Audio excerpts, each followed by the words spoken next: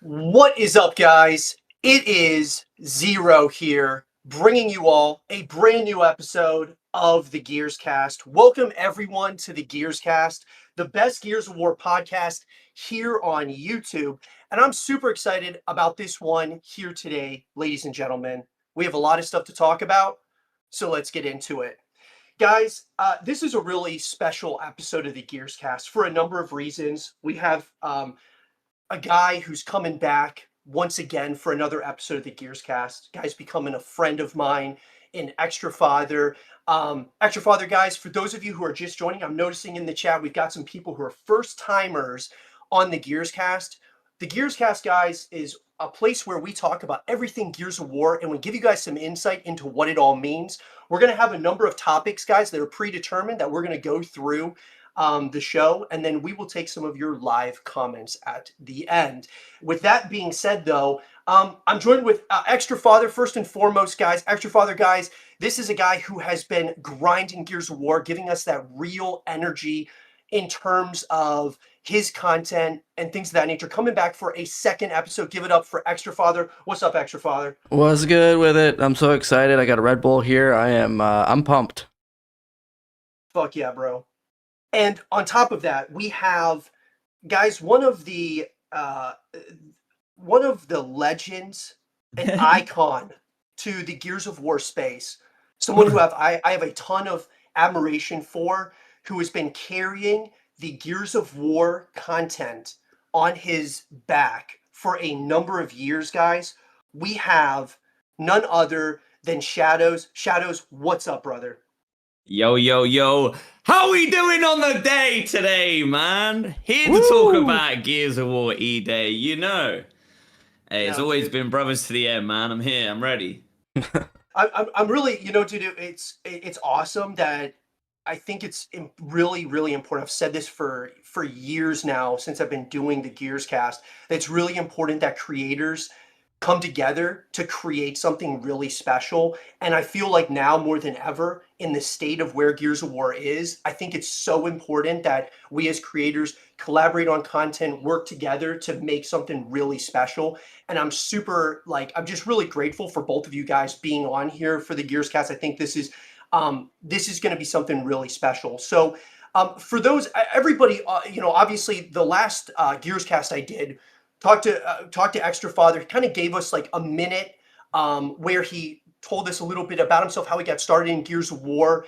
And I really wanted to, before I start really just locking into this thing, Shadows, I wanted to give you a minute, dude, just to tell, for those people who maybe know but need to be reminded of how long you've been doing this, man, and what your plans are for Gears of War E-Day and the content that you're planning on providing for this title. Yeah, man, it's been a crazy journey, man. A long time. I don't know if I have a minute. Maybe I need 100, but I'll try to go as quick as I can. Yeah. Okay. Quickly. I've been playing Gears of War since November 2006. I had a best friend called Luke. His older brother got an Xbox 360 and Gears of War 1 at a midnight launch. Played it that night and then went away, I think, on a honeymoon. And he came to school and he was like, "Yo, Lee, there's this game called Gears of War that my brother got. He's gone away and we can play." And he said I can jump on his Xbox till Christmas. And he's got this game where you can play against people online and like you get to talk to Americans and like kill each other. And I was like, okay, I'm ready. I'm coming around. And then from there, I just played Gears of War 1 every day, online multiplayer, split screen at his house. And then begged my mum and dad, got a Gears of War 1 Xbox 360 at Christmas, and it's been Gears of War ride or die ever since, man. Like, I don't know what it was, but the moment that I picked up a controller in Gears of War, player match, gridlock, got absolutely bodied. But there was like something just about the feel and the magic of the game, man. Just the graphics, the way that the gameplay, the character felt, the animation, seeing the chainsaw, the headshot on a sniper. I just knew for me, this is the game that I've always looked for, without even realizing, because I was only 11, I was 11, man. 11 online, playing the Americans, playing online multiplayer for Gears of War 1, loving it. And then I started creating Gears of War YouTube content back in 2012. I was inspired by just the lack of Gears of War news and informational YouTube videos out there. And as a Gears of War viewer and fan, I wanted to like check out the latest news on Gears of War Judgment, and it wasn't really being put out there. And so I was sort of inspired by T Martin and Ali A from Call of Duty, Nadeshot as well, and I just thought, hey, like if they're sort of making Call of Duty news videos, like why doesn't somebody do that for Gears of War? So that's kind of how I got it all started. And then yeah, from there it's just been a crazy journey, man. Like I started with Judgment, and then Judgment almost killed the franchise, and it was like, I just started this thing, and Gears of War is dead. What's going on? And then I tried a few other things out through the years. Like back then, like I did like Titanfall and Xbox One news, and I tried out a bunch of different things, GTA 5, achievement guide videos, and I realized that like for me personally, like it was all about Gears of War, man, and it was like that was the franchise that I just grew up playing as a kid that I loved, and I tried all these other games and all these other things, and I just realized that like for me it was just all about my love and passion for Gears of War, sharing that with the world, and just trying to just put it out there, man, and try and grow this thing for what I can do, and I Yeah. started off with the news and informational videos, and then from there it just grew, man. Got into gameplays and campaign walkthroughs, and then it got to a point when Microsoft purchased the Gears of War franchise in 2014, January 27th, and I knew that was when an opportunity was gonna become available again for like Gears of War content to potentially be a thing. Because if Microsoft have acquired the franchise, they've got at the time Black Tusk Studios, now the Coalition. That like the future of Gears of War is set for at least like a new game. And then obviously we got Ultimate Edition, and then Gears of War 4, and then Gears 5. We experienced a bit with Gears Pop, Gears Tactics. We got High Busters, and now we're waiting on Gears of War E-Day, man. So Yeah. yeah, it's been a crazy journey, bro. It's been a long time. Like when I started, you can go on my YouTube and go to oldest. Like you'll see me at like 17, little boy, like just my mum and dad's house, sharing a bedroom with my younger brother. Just have a little gaming setup with a webcam under a bunk bed. Just I'd absolutely just no idea what that decision alone. Back then at 17 to be like, hey, I'm gonna make a YouTube channel to create Gears of War news content, and yeah, here we are, man. And I'm 31, and it's we went on Gears of War E-Day, man. So Yeah, it's time. it's time, dude.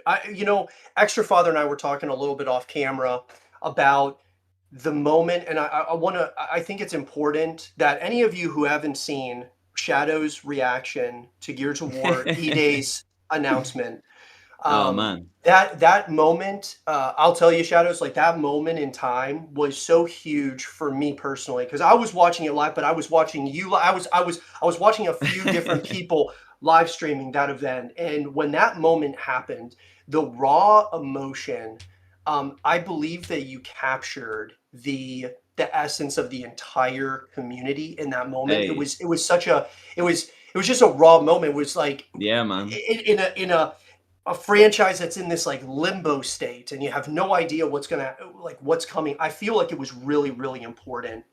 But Extra, you had do you have anything that you wanted to add on that viral moment of Shadows reacting to the E-Day announcement trailer? I mean, we all felt it. Like, we all felt the grind that you put forth. Every freaking night. Like, we all felt that. Yeah. Yeah, I Yeah, it's appreciate a it, man. massive shout out to you, man. Like it was a really cool moment, and we've got E-Day coming, and I mean, honestly, even though it's just quiet and there's like this silence that's happening right now, really, at the end of the day, it's right around the corner. I mean, before you know it, guys, it's gonna be here. And so what I wanted to kind of start with here was some of the things that we certainly know right now, right? And obviously we know that Gears of War E-Day is coming out in 2026. So the first thing that we can kind of look at is, okay, release date. So in terms of the release date, obviously we want Gears of War E-Day to try to stand somewhat on its own. We don't want it to ultimately, get overshadowed by some of the other games that we know are coming, this year. That being like whether it's a Call of Duty release, whether it's GTA 6, whether it's a Wolverine or what. We don't want it to really kind of get overshadowed by some type of other massive franchise, whether it's COD, GTA, so on and so forth. So in terms of the release date, I think, I've talked about it would be cool to have like a late summer release, early fall release, like in September, even like August to end the summer with a bang kind of thing.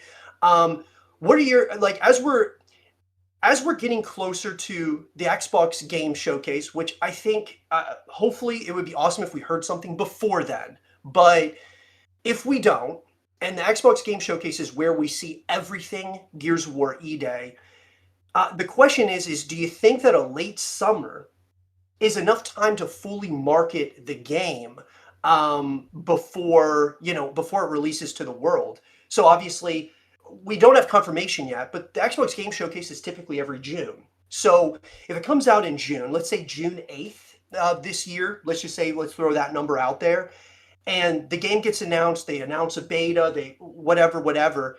How many months do you think they need realistically to market this thing enough so that there's enough hype and anticipation before something like a GTA 6 comes out, or a new Call of Duty, or even Fable, which is announced that's coming out in the fall? More specifically, though, the shooters, I think, and GTA 6 is what we've got to kind of look at here.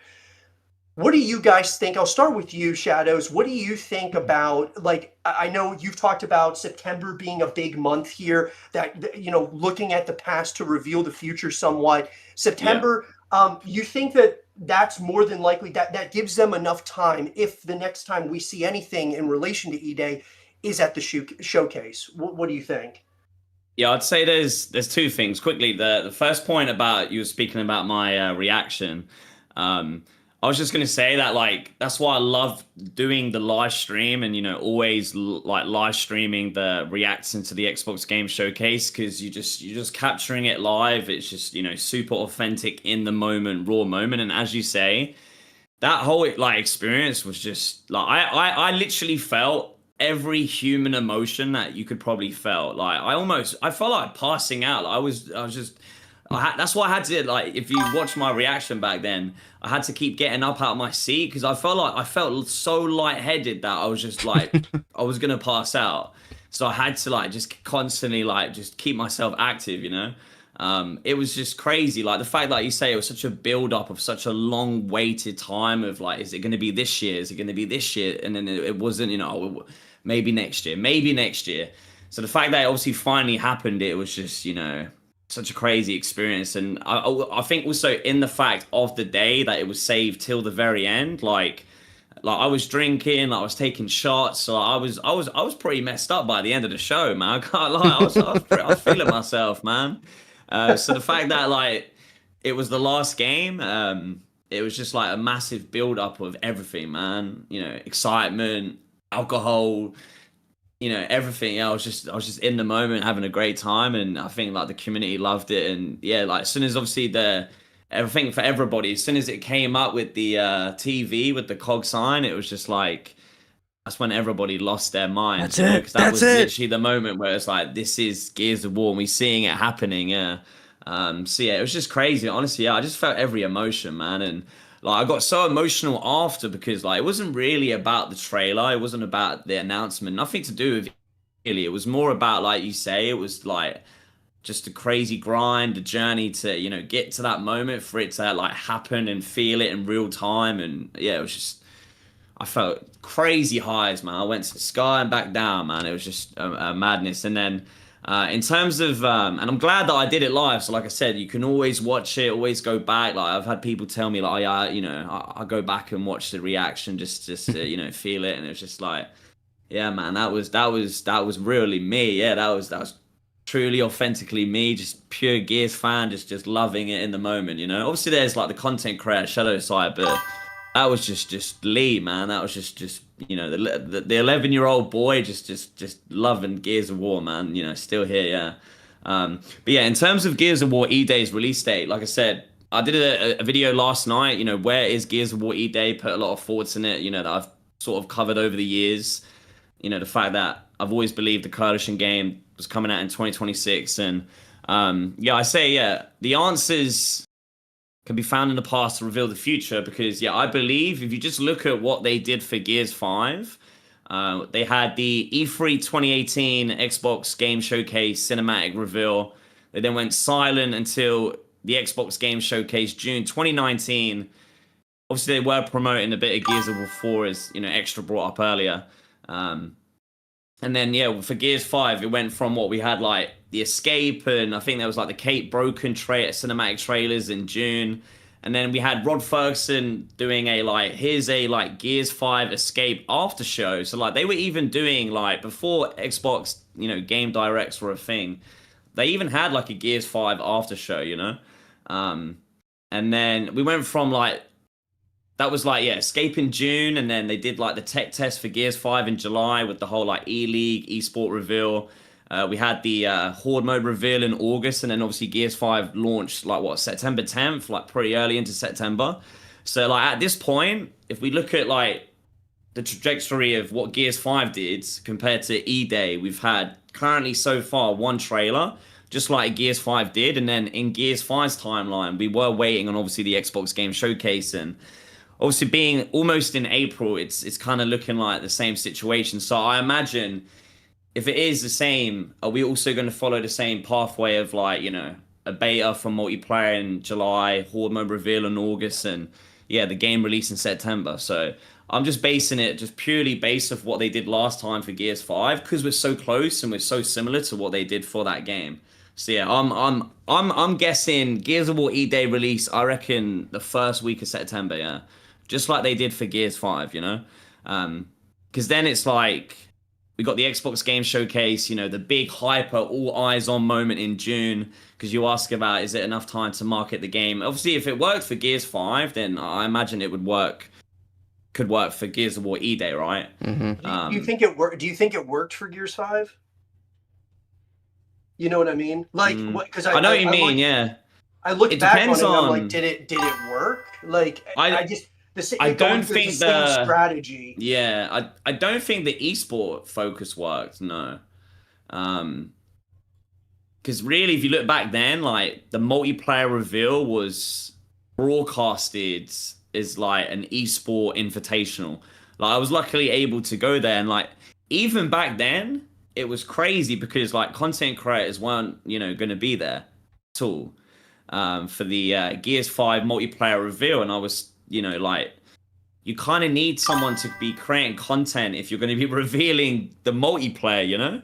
And I remember going and, like, obviously being able to capture, you know, gameplay footage for Gears 5, and the Nasher video, I think it got, like, I think it's in my, like, top 5 videos of all time. It got, like, 300, 400,000 views, and I just put together 30 minutes of Nasher shotgun gameplay footage from all the content creators. Like, we kind of just shared footage between us. Because it was like me, Raw, and Landon. So we kind of just shared footage between each other. Like, you know, you have all my footage and I have all your footage, and then you just do whatever videos you want to make, you know? And then, you know, those videos banged, and obviously that wasn't even going to be a thing. So yeah, I don't know. I guess it obviously depends on if esports is coming back, or if, you know, they have a different focus maybe. But yeah, I don't know. I feel like, especially nowadays with like TikTok and shorts and like people's attention span, like it's probably fine with 3 to 4 months, as opposed to how it obviously used to work back then with like 8 to 9, even like, you know, a whole year. Yeah, I feel like that's Right. way too long nowadays. Yeah. Like, would it feel like it's being, all right, is it not dragging along a little bit now? Can the game come out? Like, if, you know, we was getting like constant, you know, 12 months of information, like maybe it is just better, especially nowadays, to do a more curated, shorter, like hyper, like, you know, month, like 3-4 months back to back to back, and then, you know, here you go. Yeah, here's where, and I want to get your opinion on this extra. Like, the thing that I'm concerned about is I totally agree with you, Lee. Pretty much all your points. There's one thing that just concerns me the most is that this year is a different year because they got a game coming that's GTA, and GT that before that's the GTA 6.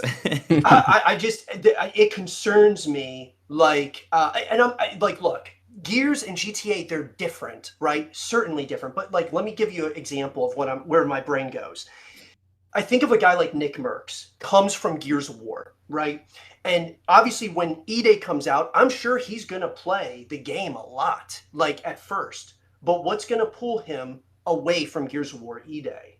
More than likely, it's going to be GTA when it comes out, Yeah. whether it's a couple of months later. And so the separation between these games, I think, is really important this year because we don't want to get kind of it all watered down where it's like, oh, there's so much hype for E-Day, and then all of a sudden it kind of dips off. You know, it's certainly going to when GTA 6 comes out, but regardless, that's where I just get a little bit concerned about it. Extra, what do you think about the release date? What release month do you think? What do you think about it going up against? Not necessarily going up against GTA 6 or Call of Duty or Fable, but obviously it's going to go up against something. How far do you think it needs to stay away from GTA? Initially, I wanted it to be like an October release, for Halloween and that kind of spooky vibe. But after some thought, I do not want it that close to GTA because only a month being apart. I mean, there's just not enough time to really grasp on to the multiplayer and all the things that the campaign delivers. So, I think sometime like maybe the first 2 weeks of September would probably be the best bet for them. At least that amount of time would at least give people some time to grasp onto the game before GTA comes out. Yeah. What do you guys think are the chances that we're going to get something before the showcase? Do you No think there's chance. any chance? Do you think there's no chance? Do you think there's a small chance? Do you think that they just share like a screenshot or they give us another campaign, like a campaign trailer? Or do you think this is everything, literally everything in terms of marketing, whether it's free marketing on social media, all of that is being put on hold until the showcase? And do you think that that is a choice by the coalition, a choice by Xbox, a choice by both of them, or like the coalition wants to show us something, but they're just, for whatever reason, Xbox isn't letting them, or whatever the case might be? What do you think, Lee? I would say, like, there's always a possibility of hearing something. It doesn't take much Yeah. effort to do a little tweet. No. But I guess it maybe comes down to marketing, and like you said, there's always higher ups involved, right? Whether it's people at Xbox, even people at Microsoft, like there's deadlines and embargoes and stuff like that. So I guess from an outside perspective, it's kind of hard to tell what they want to do until they do it. But yeah, I feel like, we are waiting on, obviously the Xbox Game Showcase, but if we look to the previous years, we usually get, obviously, the announcement before the showcase for the showcase. And typically, they've always announced, I think except for Call of Duty, it was like mystery game, but they always announce the Xbox Game Showcase and Game Dedicated Direct show. At least it used to be in May, and then last year was the first time ever that the Xbox have announced it in April. So if you look at last year, or even if we just go through the years anyway. So like in 2023, it was announced in May for June, and it was the Starfield Direct. And then we had 2024, it was announced in May for June, and it was the Call of Duty Black Ops 6 Direct. And that was they didn't reveal it. I think it was not when they announced it, maybe just before. I can't remember, but I think there was question marks. And then I think last year was the first time that they've ever changed it. They've always announced, like, even when it was like E3 back then, it was always announced in May. that they would be attending in June. And then when they like obviously switched over to their Xbox Game Showcase, they always used to announce it in May. But yeah, last year, the Xbox Game Showcase and Outer Worlds 2 Direct was announced on April 7th, 2 months before it took place on June 8th. So if Xbox were to repeat themselves as last year and just take that as what they're going to do this year, then we could be looking at as early as April 7th to 14th official announcement for the Xbox Game Showcase 2026, the day, and obviously to reveal what the game direct should be.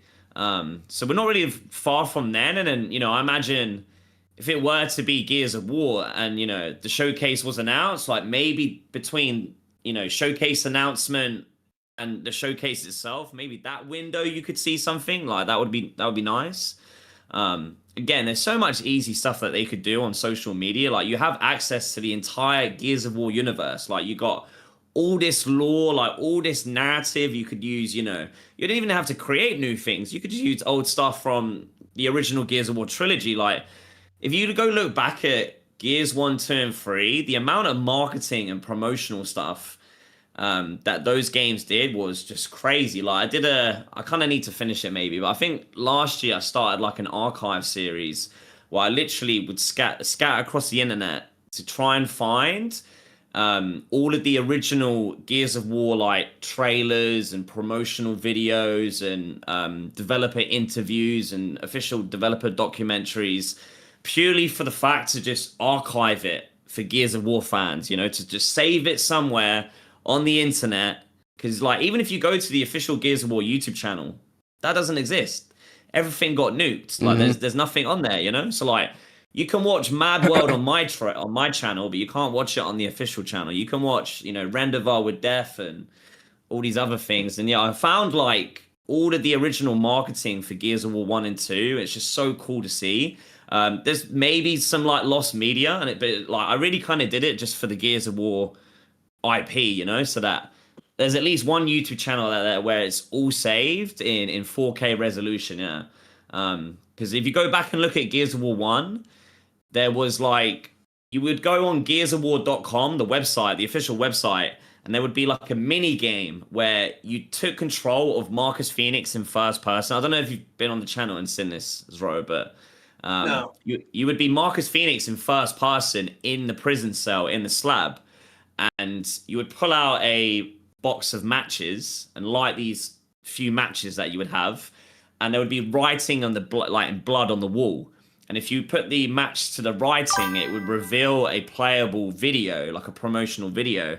And these promotional videos were like the pure essence of what Gears of War was. It was like really like gritty and gory and like, you know, apocalyptic. And there's like, you've got like the cog scientists talking about emulsion and rust lung and the cause of the pendulum wars. And obviously, you know, the emergence of the locust. Like there's like clips of like cog what's it called, like the TV networks like reacting to Emergence Day taking place. So like there's marketing out there that literally exists for Gears of War that they could just use. That like if I have it in some sort of like personal archive, like there must be some official Microsoft archive where you can go pull that and just, you know, unless it's lost, and it is like lost media, and that's why I obviously did it. But and then in Gears of War 2, there was like another interactive thing that you would do on gearsofwar.com where you would take control of the Jackbot inside the hollow of like the Gears of War 2 campaign. It's where that like fuel station bit is. Like there's the DLC map, but there's also that like fuel station that's sort of like sunken, and if you know that part in Gears of War 2.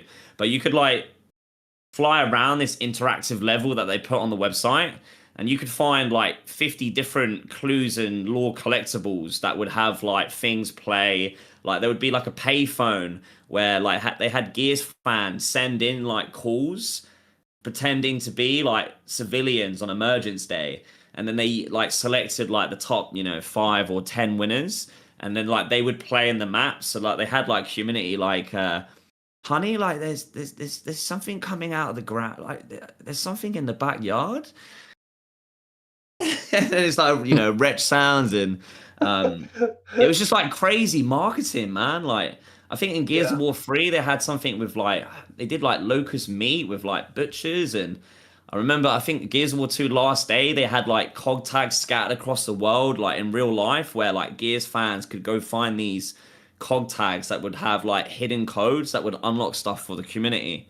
There was just so much more like promotion and interactive stuff back then that like, I really would love to see it come back, and like they could use it right now, even as a way to just promote Gears of War E Day, because it relates to E Day itself, even if it was like, promotional material from like 2006. But yeah, you got to go watch it. Like they're in the playlist, all the promotional stuff. But yeah, they did some really cool stuff. Do you think it's okay? So we've, Extra Father and I, we've talked about this. There's been a lot of talk about this. The question is, and I'll start with you, Extra, on this.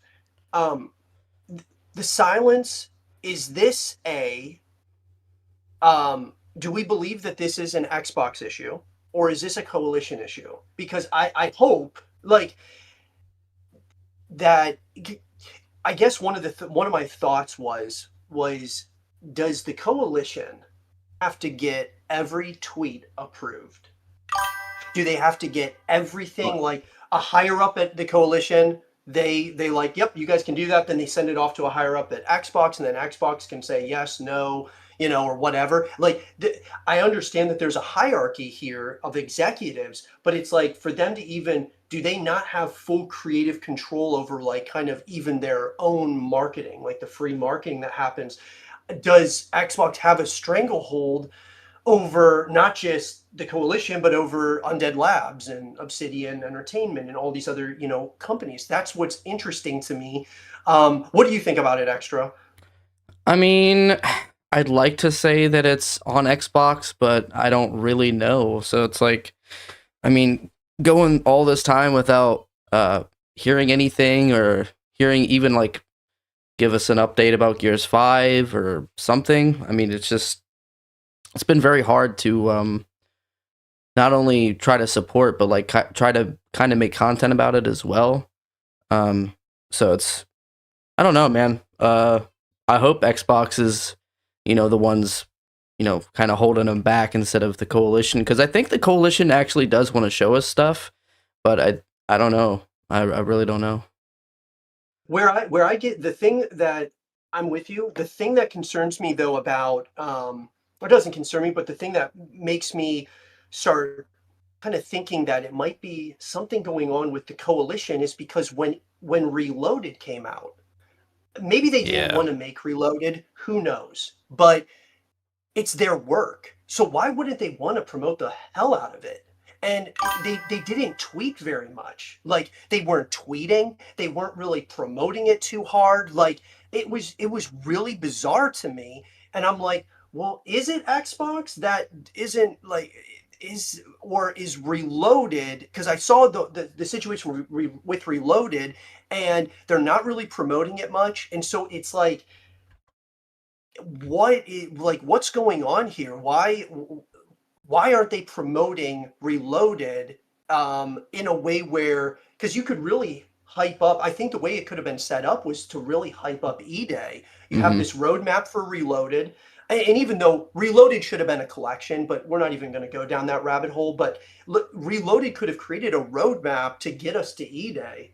And so I really think that they could have promoted the hell out of Reloaded. It was going to PlayStation. And I mean, I think, the last time I think I checked, it sold over like 500,000 copies on PlayStation. And I'm like, you're getting this new audience, right? That's coming in. Why is it that we're not really promoting it free, free marketing? And so I don't know. Shadows, what do you think about, like, I mean, do you think it's like, you think it's a coalition thing where, like, since things changed, where Rod's no longer there, he moved to Blizzard, and then, we have like new leadership over there, or do you think it's something within the coalition? Because obviously, if Rod was still there, we would have Gear 6. We wouldn't have a Gears of War EX. So I'm glad we're going down this direction. Yo, but Gear 6 in space, yeah. Well, it's different. Like, it's different, right? Where Mike Crump is not he's not Cliffy B. He's not Rod. He's not out there. He's very like whether he's just locked into creating the best experience, or they're like, we weren't going down the right direction with, Gears 5 to Gears 6, let's change course.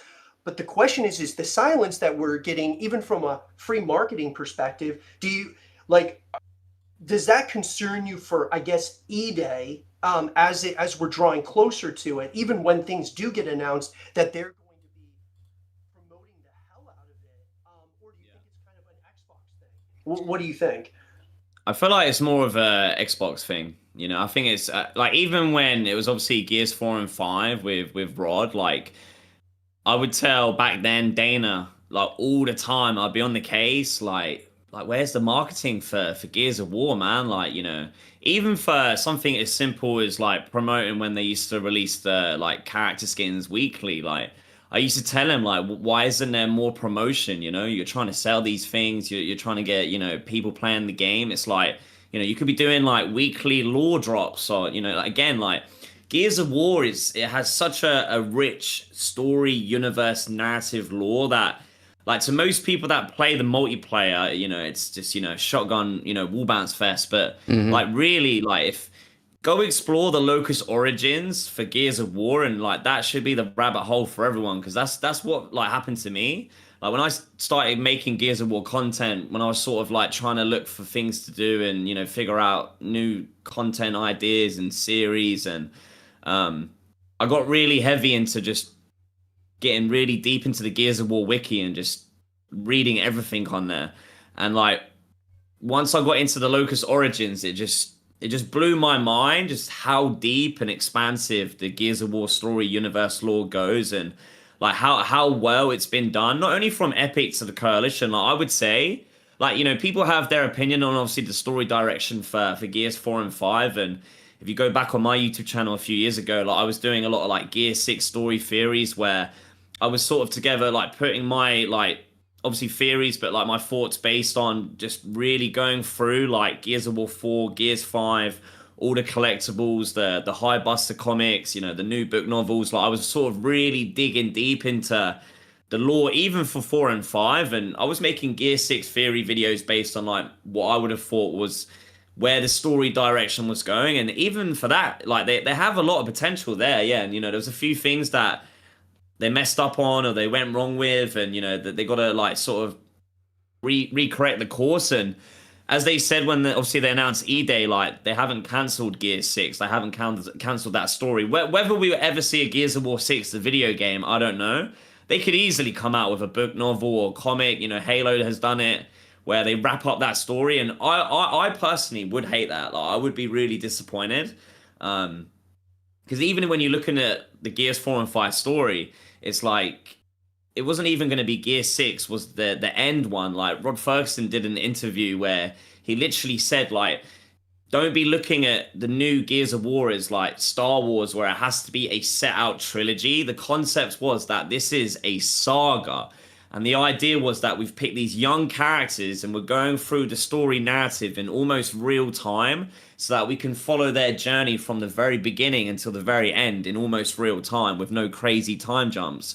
Because obviously when you go back to the original trilogy and you look at it, it's like they start the original trilogy 14 years into the war, and so there's already been like, they're in the last, like, the whole of the trilogy set in the last 3 years of that war. Whereas opposed with the new story direction, they wanted to sort of like obviously maybe start a new war, or re-emergence of a war, as you could say, but like follow it along in almost real time, so that we get that full story. Whether or not we ever see a Gears of War 6, I'm not too sure. Like, there's a lot of potential there. But then, yeah, again, even for E-Day, just like, you can use the story narrative lore to just market the game, market yourself, and it's just like, again, social media, content creators, like, I really wish there was I don't know if you remember back to like Halo 5, wasn't maybe the best Halo game, but they had this crazy marketing called Hunt the Truth, where like people had to, from the community, get involved in a way, content creation and like deciphering and like trying to break down like things that were put out by the Halo studio, where it was all like hidden, right? And you had to kind of figure it out as like puzzles and stuff like that. Like, if we could get that for Gears of War, like, you would just get the community talking, the community hunting stuff, and content creators would have something to talk about, and then the audiences would then, watch the content and have more things to talk about. And then it would just be a constant cycle of people buzzing and talking about Gears. But obviously, we don't really have anything like that.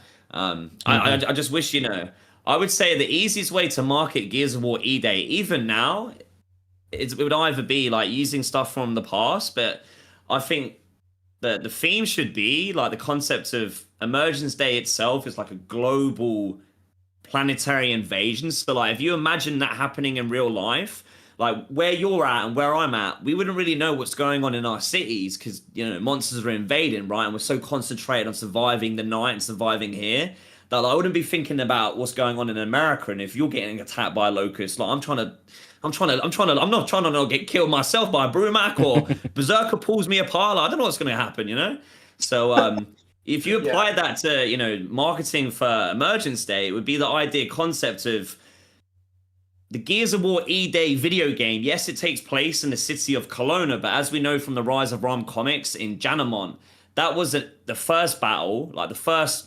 initial attack by the Locust on Emergence Day. So they must have gone in like a domino effect, right? And so you could have the marketing in a way like play out what's happening around Planet Sarah on Emergence Day, but in like the other locations. So, civilians seeing things, and, you could have like a traffic camera, like capturing locusts coming out from underground, and news reporters like breaking news, like something is happening in this city. And you could tie that into the marketing and obviously then tie it into the game where we get to hear about the stories of Emergence Day as it's sort of happening in the very first moments. Obviously then leading into the moment it happens in Gears of War E-Day, the video game. That'd just be an easy way to market it, Yeah, that'd be really cool if they showcase like it happening in different parts of the world. Yeah, that'd be really cool. Yeah, I mean, I think that kind of makes me think of like what some of the marketing they did for like Stranger Things. You guys remember that they would have like the Upside Down was coming into the real world and stuff, and so yeah, exactly. Some interesting, it's interesting concepts for sure. What I want to do is let's talk about one of the things that we're assuming is coming, right? And obviously, more than likely, we're not going to hear about this until the showcase, would be a Gears of War E-Day beta. And you know what? Before I even get to the beta, one of the things I wanted, to your point, Shadows, what I wanted to say is something I think would be really important too, is, Extra Father and I, we talked about, one of the games that did an incredible job in one of the best comebacks I've seen for a first-person shooter was Battlefield 6. And one of the things that they did was they flew out a bunch of creators to like a warehouse. And they all played the game early, and the buzz started to like build slow. Like it was like, dude, this is going to be big. And Battlefield, like DICE and all these guys, Battlefield Studios as a whole, they really locked in on listening to creator player feedback, and they made a really good Battlefield title. I mean, Battlefield's back. There's like no question about it. Now they've over the last couple of weeks, they've made some decisions that with some of their skins and things of that nature. But when they first started and they launched Battlefield 6, they really leaned into who they were as a franchise so much, like that boots on the ground warfare feel. And we saw what happened last year.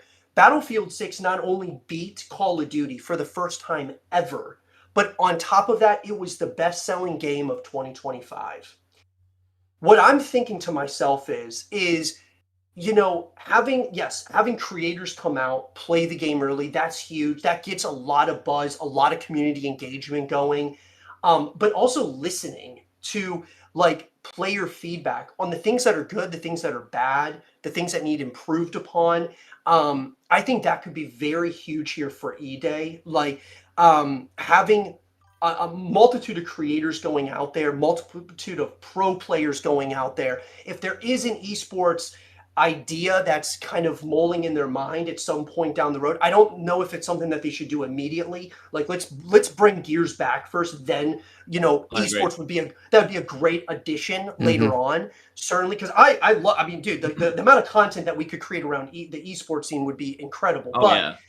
but I think that it's got to be like let's really like fine tune this thing right now. My thought is though is like I love the idea of like all the marketing where they're showing different things across different parts of the world. That would be incredible. But I also think like having um a way for bringing out like creators playing the game early, getting the buzz and the hype going well before the game comes out. And it kind of leads me into the beta, because the question is certainly, I mean, like you have been saying, looking at the past to reveal the future. One of the things I'm wondering though is, could we see the beta get announced at the showcase and then release that same day?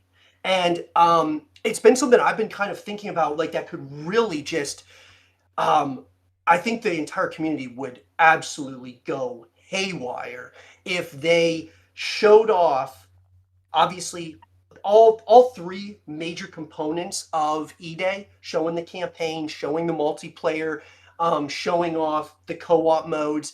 And then, oh, and by the way, guys, before we let you go, the Gears of War E-Day beta is live right now on PlayStation, Xbox. I mean, bro, like the entire community goes Massive absolutely W. crazy. It would be unbelievable if they did something like this now, or if like even if they, I guess at the very end of the direct they showed us like it could be just a graphic that says, "Hey guys, the beta starts next week," or I mean, something to get everyone going. I mean, I'm saying like if you want to capture the audience right then and there, announcing the beta right then and there, and then like having it live immediately, so that they immediately are. It's like they're serious. They are absolutely locked into like figuring out the bugs, the glitches, the issues. I mean, what do you think about that, Extra? Well, I mean, all of us creators want a beta right after that. Like that would be so freaking awesome after all this time with nothing to really go off of. What do you think realistically will happen though? Do you think that they would do something like that, or do you think it would be shortly after? I don't know, man. Like, I think there is a big possibility that something like that could happen. Like maybe like a 60% possibility. I mean, I think it really could happen because I think they want to really capture what E-Day, like when people watching when that trailer came out, man. I mean, the community just went absolutely berserk. I mean, we've never seen like something like that in such a long time. So I think they really need to capitalize on something like that, because I think they know in the back of their heads, like, this is it. Like, we have got to go really hard for this game. So I think it's a high possibility that something like that could happen. If it doesn't come out, Shadows, like, I mean, first of all, do you think that there's any possibility that they could announce the beta and launch it that same day as the direct? Or do you think that, how long after that do you think, because, we got to think, I mean, certainly a beta is got to be something that's at the top of their mind in terms of fixing any bugs, glitches, and things of that nature. But once again, you have this timeline where, okay, when are we going to release the beta to make sure that we've got enough time to fine tune things before the actual game releases? And then if the game has to release a little bit sooner than later because of GTA and some of these other games, when do you think that should happen in terms of a beta? Yeah, I would say obviously the possibility of a Gears of War E-Day beta is always going to be a thing. Like, I think I even made a point for Reloaded. Like, if we just look through again, like if you look at the Gears of War franchise, it really does come down to just, it likes to repeat itself. History is always going to tell the future. And that's why I honestly say, like, you can look to a lot of things in the past to answer and reveal the future. So, like, even if we look at, and that's what I did for Reloaded. Like, I think I made a video about, oh yeah, there's probably going to be a Gears of War Reloaded beta, and then a few days later it got announced. And I didn't even have an idea, but I just assumed based again on history, because ever since Gears of War 3, every Gears of War game title, we have had a beta. We have had some kind of versus multiplayer beta to, as you say, fix, bugs and glitches, but it's more of a like technical like stress test of like, dedicated servers. Obviously this time around, this is going to be the first Gears of War game on Unreal Engine 5, so I'd imagine like that would need some sort of kind of beta testing to make sure that's all good. Obviously, we're going to have the possibility of, we don't know yet if it's going to be on PlayStation 5. I would imagine so. So the idea concept of an Unreal Engine 5 Gears of War game, testing obviously crossplay between Xbox, PC, PlayStation. So there's always obviously such good reasons to do a Gears of War E-Day beta. Again, like I said in my video last night, if we were to look at the Gears 5 marketing strategy plan, the Gears 5, they had their Gears 5. It was called a tech test back then, but I just called it beta. The Gears 5 beta, was in July. So if we look at what Gears 5 did, they had the June showcase. They committed and dedicated that to Escape, which, back then, still to this day, I think was the wrong thing to do. Yeah. Absolutely. And then they had their, beta in July. So if Gears of War E-Day were to do that as well, then, it's not like we haven't had that before. I would say as well, like, I feel like this time around, it's super important about how they market the game and the way that they choose on when to do things and in what order. So for me personally, as much as I would love to hear about a beta and a beta announcement, I don't think the return of Gears of War at the showcase should focus on multiplayer. I believe that the focus should be the campaign story. Absolutely. If you look back traditionally to the way that, especially the original Gears of War games used to market themselves, when it was E3 with Cliff and Rod and stuff, they would go on stage and do it live.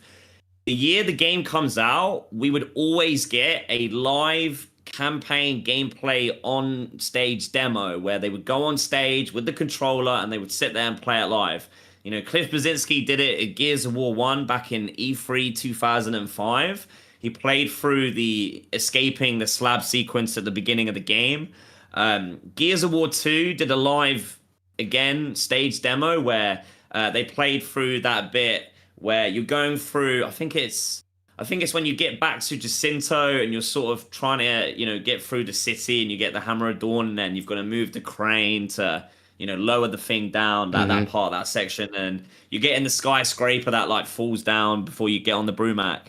That was the live like campaign demo for Gears of War 2. And then Gears of War 3 was when you're outside Anvil Gate and, with Hoffman and they blow the truck over with the digger launcher and, Anya's like, Marcus, get up. Marcus, get up.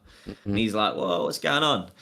So, traditionally, especially the original trilogy, like they've usually always rather done a campaign gameplay demo. So like, that's what I would want to see. I would want to see a return to that because obviously for Gears 5, like focusing on Escape was such a bad move for Gears 5. Like really, if you're going to do especially a mainline Gears of War game, the opening should be campaign. And obviously with Gears of War E-Day, like we haven't seen gameplay yet. So really the focus should be campaign gameplay. Like show me the game, show me about the campaign. Like I want to hear about the story. Like I've seen a cinematic trailer for the story. So let me see some gameplay, right? Obviously, get into the theme of the game and, the aesthetics and, everything that like I just want to be sold on. This is what Gears of War E-Day is, and I feel like the best way to do that would be to obviously show off. We've got to see gameplay, and I feel like to do it through the campaign, and maybe that be the central point that you at least start the marketing on. Because if we include, trying to do that maybe, and as well, like if you want to get a beta announcement in there, like it might just be a bit too much at once because we've been waiting for this moment for such a long time. So it's like, I feel like they really need to be smart and pick and choose when to, talk about, because there's obviously multiple sections to the game. A lot of people maybe not really aware because, maybe don't, see the videos or read all the interviews. But like even Matt Cersei, the creative director, said, back in 24, he said that obviously Gears of War E-Day is a mainline game. So it should be looked at in terms of, what game modes is it going to have, is what the traditional mainline Gears of War games have always had. So, traditionally, we have had campaign versus multiplayer and horde mode. So I would imagine that is obviously what Gears of War E-Day, being a mainline game, is going to have. So it's like, I feel like they really need to be smart about, okay, you have the Xbox Game Showcase. This is going to be like probably the most eyes on Gears of War E-Day this entire year, because obviously everybody's tuning into that showcase to watch for whatever, and you got casual people watching it. Like, obviously people aren't always going to keep up to date with if the Coalition, if you remember what they did in Gears 5, they used to drop like blog posts, and you go to the official website and stuff like that. Not everybody's going to do that. So the Xbox Game Showcase is obviously where going to be like the most eyes on showing something for Gears of War E-Day. And so they really have to be smart about what that specific thing is. And then obviously between then and the release of the game, like you can, have other time and other moment to potentially, do a beta. Like I said, I would imagine there would be a Gears of War E-Day, some sort of multiplayer beta. We've had a Gears beta since 2011, Gears of War 3, Gears of War Judgment, Gears of War Ultimate Edition, Gears of War 4, Gears 5, Gears of War Reloaded. Like, we've all had betas, yeah. So I would imagine that tradition continues. And if they were to follow suit with what they did in Gears 5, obviously Gears 5 did it in July. So, I would probably maybe look to, it could be June, it could be July, but and obviously it has to be a certain amount of time before the game releases to obviously get any potential, beta feedback, criticism, obviously on board for the developers to try and implement into the game based on obviously the community's reaction and what the community say. But yeah, I feel like for the Xbox Game Showcase, I would rather it focus on the E-Day campaign and like show me the gameplay, like show me the game, show me the story, explain the game, show me the gameplay, and then explain it. Explain the story to me, explain the gameplay, like open up E-Day, open the door, right? And before you show me each individual room, like I kind of need like to see the overall house first, And then once we're in the house, we can kind of dive into different sections. So. Well, also my bad, man. If you want to jump in, just let me know. Yeah. No, I'm with you. Like, I get what you're saying. Like, the importance of the campaign is huge. But like, if you're the direct at the Xbox Game Showcase, so are you saying like they shouldn't show anything but the campaign? Because I feel like they need to show everything. Like, I agree with you that, yeah, like the campaign is certainly like, this is very, very important, because you're going to have people who are, let's just say if it comes to PlayStation, which we all agree it probably is going to be coming to PlayStation, you're going to have new people coming in, and a lot of those new people, they're going to be playing the campaign. They're going to be like, what is this? Like, I want to try, whatever. But if they don't show everything and you're the direct of the showcase, because like, think about it like this, bro. At the showcase, they're going to show the new Call of Duty, more than likely, Modern Warfare 4. What they're going to show, though, for that is, all it's going to be is like a campaign, trailer. It's not going to be anything else. A month later, they're probably going to release the multiplayer reveal. And then, a couple weeks after that, the beta, they'll show the co-op modes and stuff. But if we are the direct, bro, they got to, I feel like, they got to be tactical about it. I agree with you. But like, bro, we're the only game that's coming out this year from Xbox that we haven't gotten, we've gotten one trailer years ago. And so to me, I'm like, dude, you got to show us like everything that it encompasses, I feel, to like, you have your main, the main thing, obviously the campaign, but I feel like it would just, I don't know. I feel like, don't you feel like it would be a missed opportunity? How long is the direct anyways? Is it like 30 minutes, 45 minutes? No, I think it's 45 to 60 minutes usually, I think. I think they could show enough there. I think the Outer Worlds is going to be like, or the Outer Worlds 2, I think was about an hour direct. Yeah. So I'm just saying, like, if it's only the campaign, you know what I'm saying? Like, and there's so much more to it. I feel like, because it's been so long, and it's like, if you go to, I know you watched the video, but like, that's why I included those quotes at the end. And, I'll quickly bring them up right now, because I feel like they're by far the most important quotes that the Coalition have put out there. So, the fact that they've said, everything that happens in E-Day will shape the future of the Gears of War for the better. We think it has the potential to be one of the best stories in the Gears franchise, and certainly the most heart and emotion when you're looking at Marcus and Dom. and the origin of the brotherhood that they forge in this game. This is our most ambitious game yet, entirely built from scratch in UE5, even though this is a return to our roots with Marcus and Dom facing the Locust for the first time. We wanted to build a game that feels like Gears but plays like new. E-Day is a celebration of both the past and what's to come in the future. So like, I feel like, especially that last quote, we wanted to build a game that feels like Gears but plays like new. Like, I feel like that is probably by far the most important quote to describe what the expectation should be for E-Days. So like, really, they have built this game entirely new from scratch. So like, I would imagine that everything in the game is new, you know? The way you move, the way you shoot, the way things look, the way weapons work, you know? Like, everything has to is sounding like it's been entirely built in UE5, because the Gears of War franchise in the past would take the old game, port it, and then build upon it. Whereas it's sounding like E-Day is entirely new in UE5. So I feel like it's at a point where I think I might have lost my point. No, I get where I get what you're saying, dude. I totally I understand. I feel.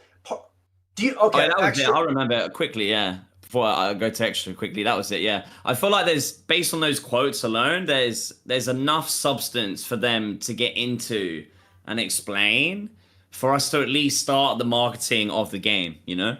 Even if it was limited to campaign and like gameplay, because really, like, you could probably do 60 minutes just talking about what the gameplay could be, you know, like, we've decided to do this with, you know, anything, right? Movement, you know, other mechanics, shooting, weapons, you know, different features. Like, they could probably do 60 minutes of that. So like, you think about like story stuff and then, you know, getting into gameplay. I feel like that, you know, if you have the beta multiplayer stuff in horde mode and everything in there, it's kind of, I'm so overwhelmed. Like, let me sort of like taking, you know, slices at a time, so I can sort of, you know, digest what you're giving me, and then I can, you know, think about it first, see how I feel, and then I can move on to the next thing. They could always do, because even if, like I said again, you know, in the past, reveal the future, what they did for Gears 5, they even just had a quick announcement in the showcase of like, okay, today is, you know, about escape, and then, you know, in July we are doing a tech test, and then in, you know, August we're going to reveal horde mode, and the game release in September, and we're talking about campaign. So like, they could do something like that where, you know, maybe as part of the trailer in the showcase, to have like a little like mini Taj of, you know, a couple multiplayer clips, a couple horde clips, just to be like, this is what else is in, you know, the product in the game. But maybe only a little bit. But, you know, obviously have something which I feel like needs to be the campaign as the priority. But they could do like a little, you know, we're going to talk about multiplayer with maybe a beta in July, and just like Gears 5, we're going to talk about a horde mode in August, and then this is obviously when the game's coming out.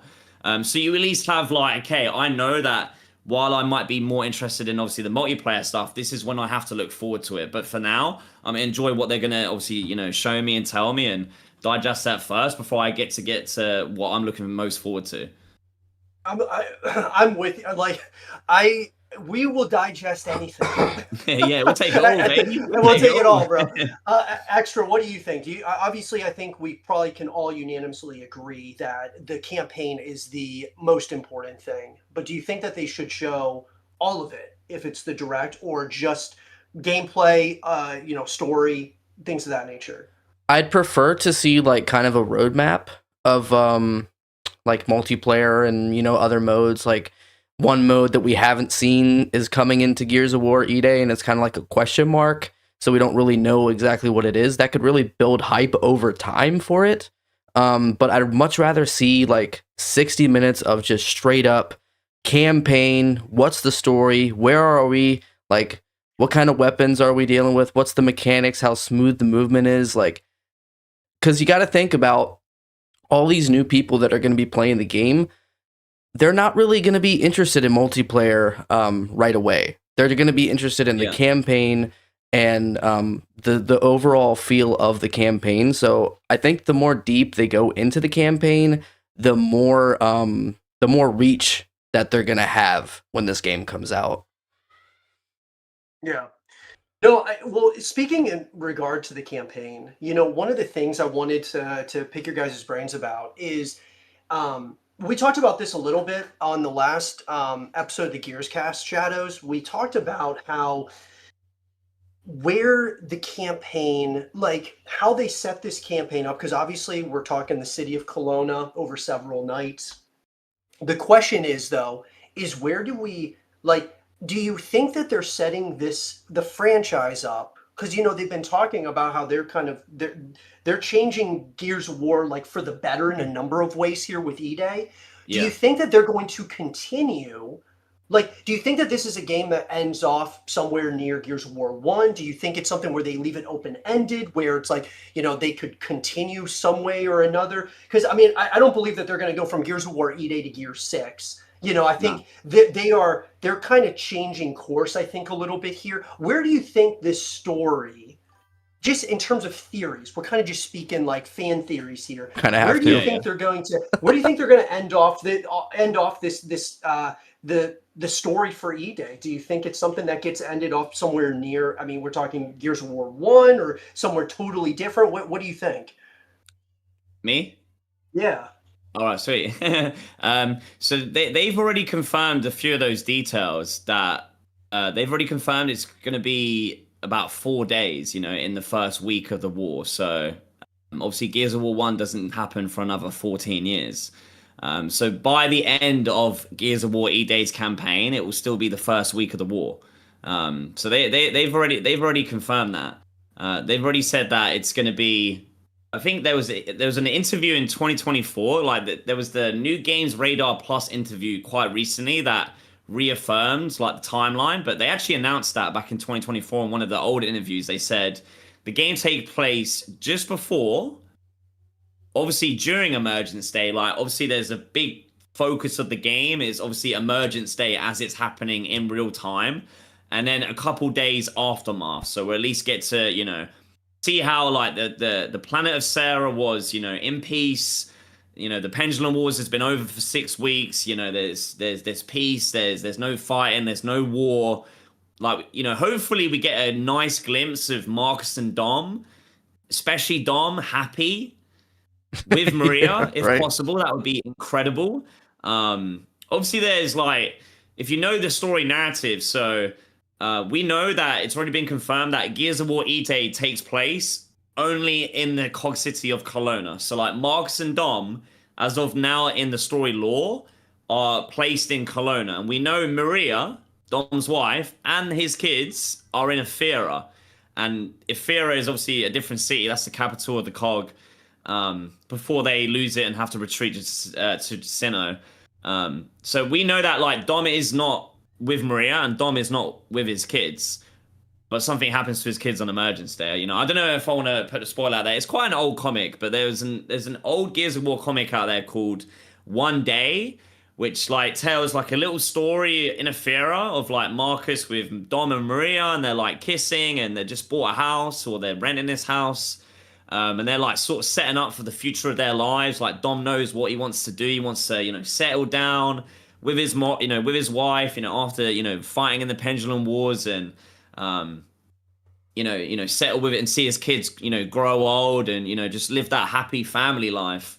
And obviously Emergence Day has other plans, and so it's like I keep going off topic, man. I keep like getting a little bit into it. What was the question again exactly? Like, well, no. So I guess like to kind of maybe I'm not articulating it well enough. No, it's What fine. I mean, at the end. At the Oh end yeah, of the, yeah. Wait, hold on. What I was gonna say though was I'm thinking I understand that it's only several nights, and then we've got Gears of War 1 where that starts is years later. What I'm saying though is I believe that we're going to get some flashbacks in E-Day's campaign that shows like before E-Day actually happened. Okay. And then could we see flash forward at the end? Yeah, so you see what I'm saying? Yeah, that's I get kind you. of what I'm saying. I did I've done a few story theory videos already. I did one theory video about there being another prologue of the Battle of Aspo Field.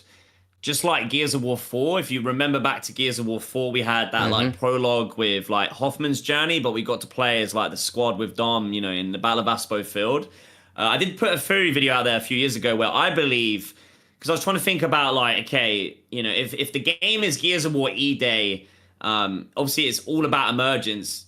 We can't just Act 1, Chapter 1, boom, emergence. That like they can't start the game like that. So how do they start this game with some sort of because there has to be combat. Like we can't. Maybe there's a section like the village, the outside of village in Gears 5 where you get to like walk around as like a civilian. Like you get to like walk around seeing all the outsiders. Like, maybe we get something like that in between, but there has to be something that they start the game with that is like a playable experience. And so just looking at what they did with Gears of War 4 and the fact that they had the, Pendulum Wars prologue there, I did a video and I was like, hey, why to start Gears of War E-Day, don't they do the Battle of Aspo Field prologue again? But it's from Marcus Phoenix and Carlos Santiago's point of view of the same battle, which is obviously where you've got Helena Stroud, you've got Ty Kaliso, Bernie Mataki, and obviously all these characters would then have an opportunity to feature in a Gears of War video game. I made that video I think 2024, and it was just the concept of we had Dom's point of view, like Dom and Hoffman, because that battle, if you didn't know, in the Aspo Field book novel, Dom and Hoffman are obviously inside with the Commando Squad to get the Hammer of Dawn technology. Marcus Phoenix and Carlos Santiago, Dom's brother, Helena Stroud, Anya's mother, Ty and Bernie, they were tasked as a different squad that were outside of that base to stop the UIR reinforcements getting in. They were the defensive line between the UIR and Dom and Hoffman trying to get the Hammer of Dawn technology, because the UIR started bombing and as you saw in the Gears of War 4 prologue, as we're running, they start bombing the site, right, to try and obviously stop the COG from stealing their technology. So I was like, that is probably the best way to start the campaign, purely because when they announced Gears of War E-Day and the Xbox Wire, they spoke about the importance of Carlos Santiago's death to the story. They spoke about how Carlos's death is so significant to the story of Marcus and Dom. I just thought, well, we've had prologue, we've had, Pendulum Wars already. We could then get Marcus Phoenix's point of view, and then you could put Dom's point of view together, and you now get both sides. Because if you've played Gears 4, and even if you haven't, it doesn't really matter. But if you have played the Gears 4 prologue, that would obviously add on to that as well. Because how is the player supposed to engage with Carlos Santiago's death and the importance of it if they don't get to experiencing it for themselves? Right. So if we get to see it and play it in the game, then players will be able to really connect to that and really emotionally attach to that loss of a significant character to Marcus and Dom in their lives. And the reason why Marcus and Dom, however they're going to be, because the Coalition have already said, obviously this is the beginning of their brotherhood, and so that must be obviously the what's it called, the sale, the point where that's it changes it, right? And it obviously forces them to have a deeper relationship, and E-Day is going to be the origin of that. So yeah, I just thought we could potentially see a prologue opening with Battle of Aspo Field, Marcus and Carlos point of view, get those characters in E-Day as a video game, because obviously it's based on Emergence Day, but those characters they die, right? So they're not in obviously Emergence, they don't get to fight the Locust. But that'd obviously be a cool way to then actually have Carlos and Helena Stroud in a video game for Gears of War, because I know as much as people have always said over the years, why don't they do a Pendulum Wars game? And it's because Gears of War is a story of humans versus monsters. The Pendulum Wars is a human conflict, and so I believe the reason why it's never happened is because it wouldn't sell as well. It'd be so much harder. You could make cool stories, but it would be so much harder to sell as a video game and as a product. If the entire game is just a human versus human conflict, you kind of lose that magic that makes Gears of War what it is. However, and maybe this is what they're going to do, and obviously they did it in Gears of War 4, and potentially could do it if my theory comes true again.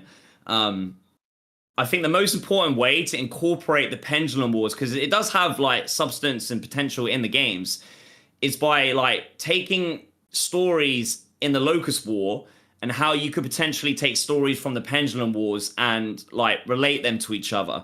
So if we were to use this as an example of Gears of War E-Day, you can use the Battle of Aspo Field from the Pendulum Wars in the game, and it would work because it's obviously around Carlos's death, and then when we get to the actual Locust War E-Day story, it's obviously about the importance of that event happening, and so like it gives like substance for why you should like include that in the game and play it, but why it also would work. And so it's just like finding ways of like Locust War stories that you could relate the Pendulum Wars to make it work, as opposed to trying to make like an entire Pendulum Wars game, So like if we have, for example, if they ever do like a Gears of War UIR game where they decide to make Garen Paddock like the main character, like again, Garen Paddock could have a whole like, UIR Pendulum Wars prologue for him, right? And that would work as well. To answer your question, that was obviously at the beginning, and that's how I feel maybe they're going to start off Emergence Day, because you can't start diving straight into the Locust Horde, coming out the ground. How does Gears of War E-Day end? Yeah, that... Like I literally thought about it, I think the last couple of streams, because yeah, like I said, they've already confirmed that it's going to be like about four-ish days, just before. So if the just before is, potentially a Pendulum Wars prologue, that would be incredible. Obviously the day of emergence as the event is happening, because typically like Gears of War games have only like followed around like 24-hour periods. Like Gears of War 4 was set over a day. Gears 5 had, a little bit of time jumping. But yeah, I believe... I feel there's only two options for the wave for Gears of War E-Day to end. So yeah, like I said, they've already confirmed that it's only going to be in the first week of the Locust War. So that's obviously leaving the ending to be, a massive cliffhanger, easy way to set up a potential, trilogy. You could even do like an anthology series. I believe there's only two options for the way of the game to end, though. Option one is, I feel like we have to survive no matter what. Obviously, we know Marcus and Dom lives, so I feel like the only way the narrative can go is, while the city may fall, we have to survive. Us as cog gears have to survive.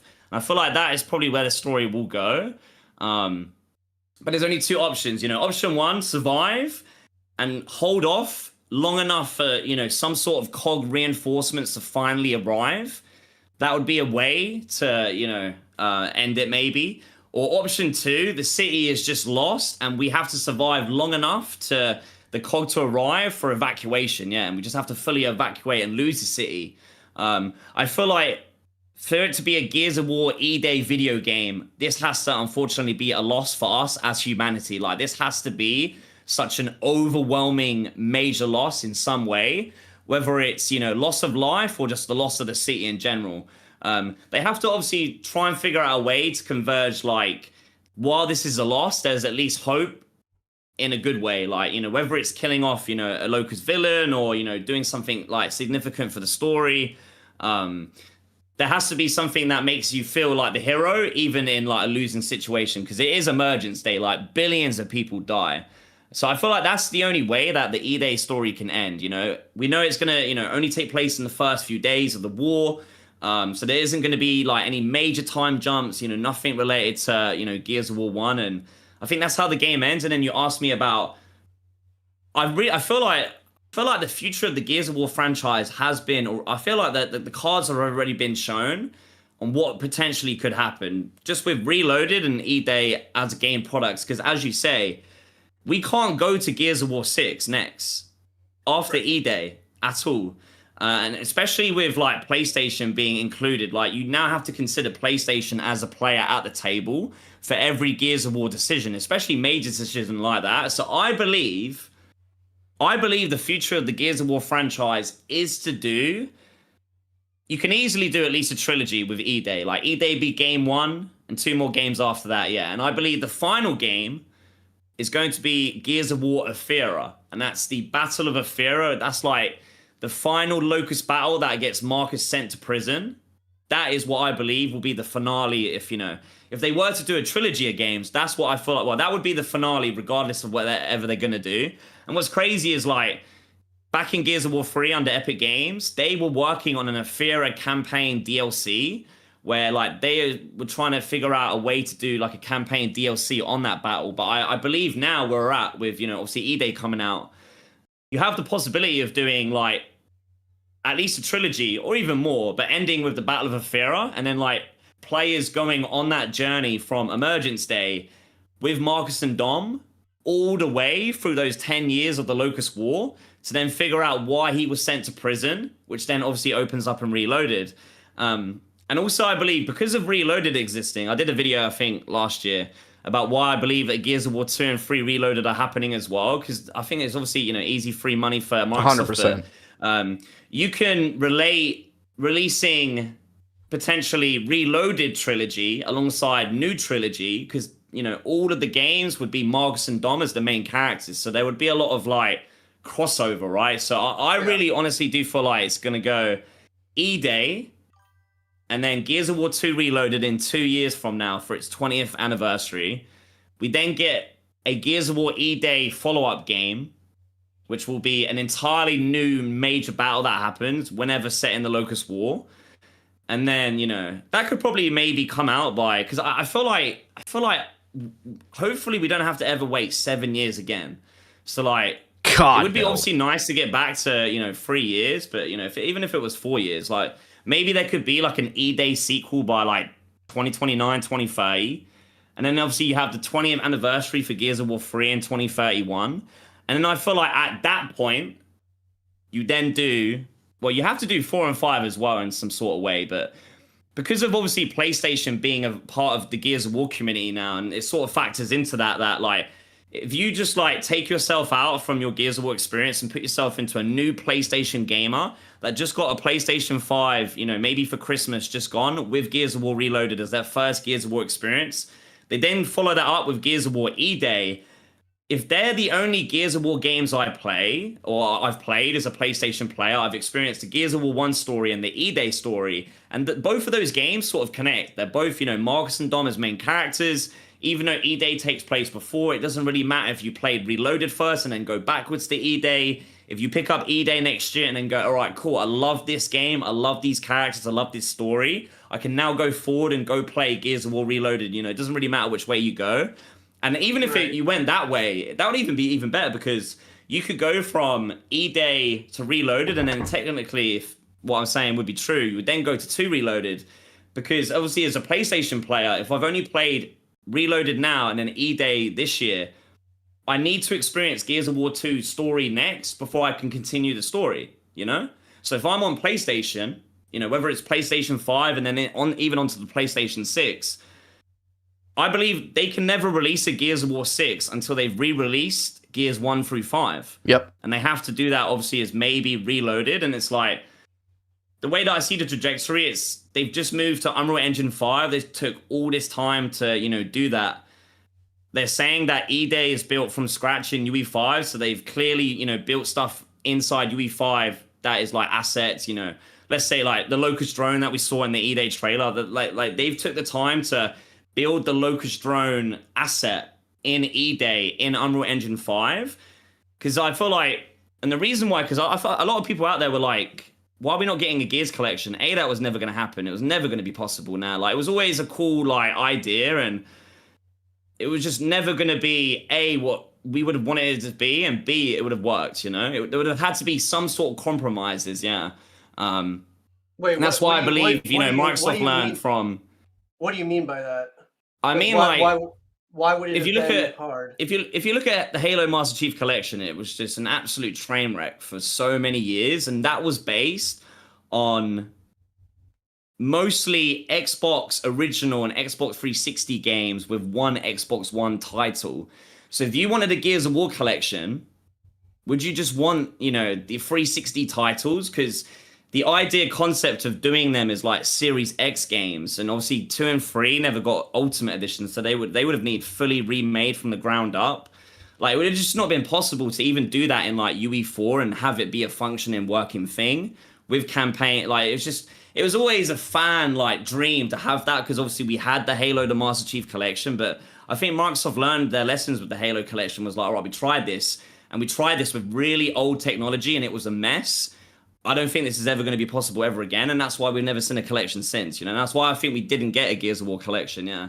I'm kind of glad, obviously, the Gears collection rumors didn't happen, because it kind of masked, the surprise announcement of Gears of War E-Day, and obviously we got Gears of War Reloaded, and I think it really comes down to just, Gears of War E-Day being obviously the return to the very beginning of the Locust War, and there's 10 years of fighting with Marcus and Dom for them to explore.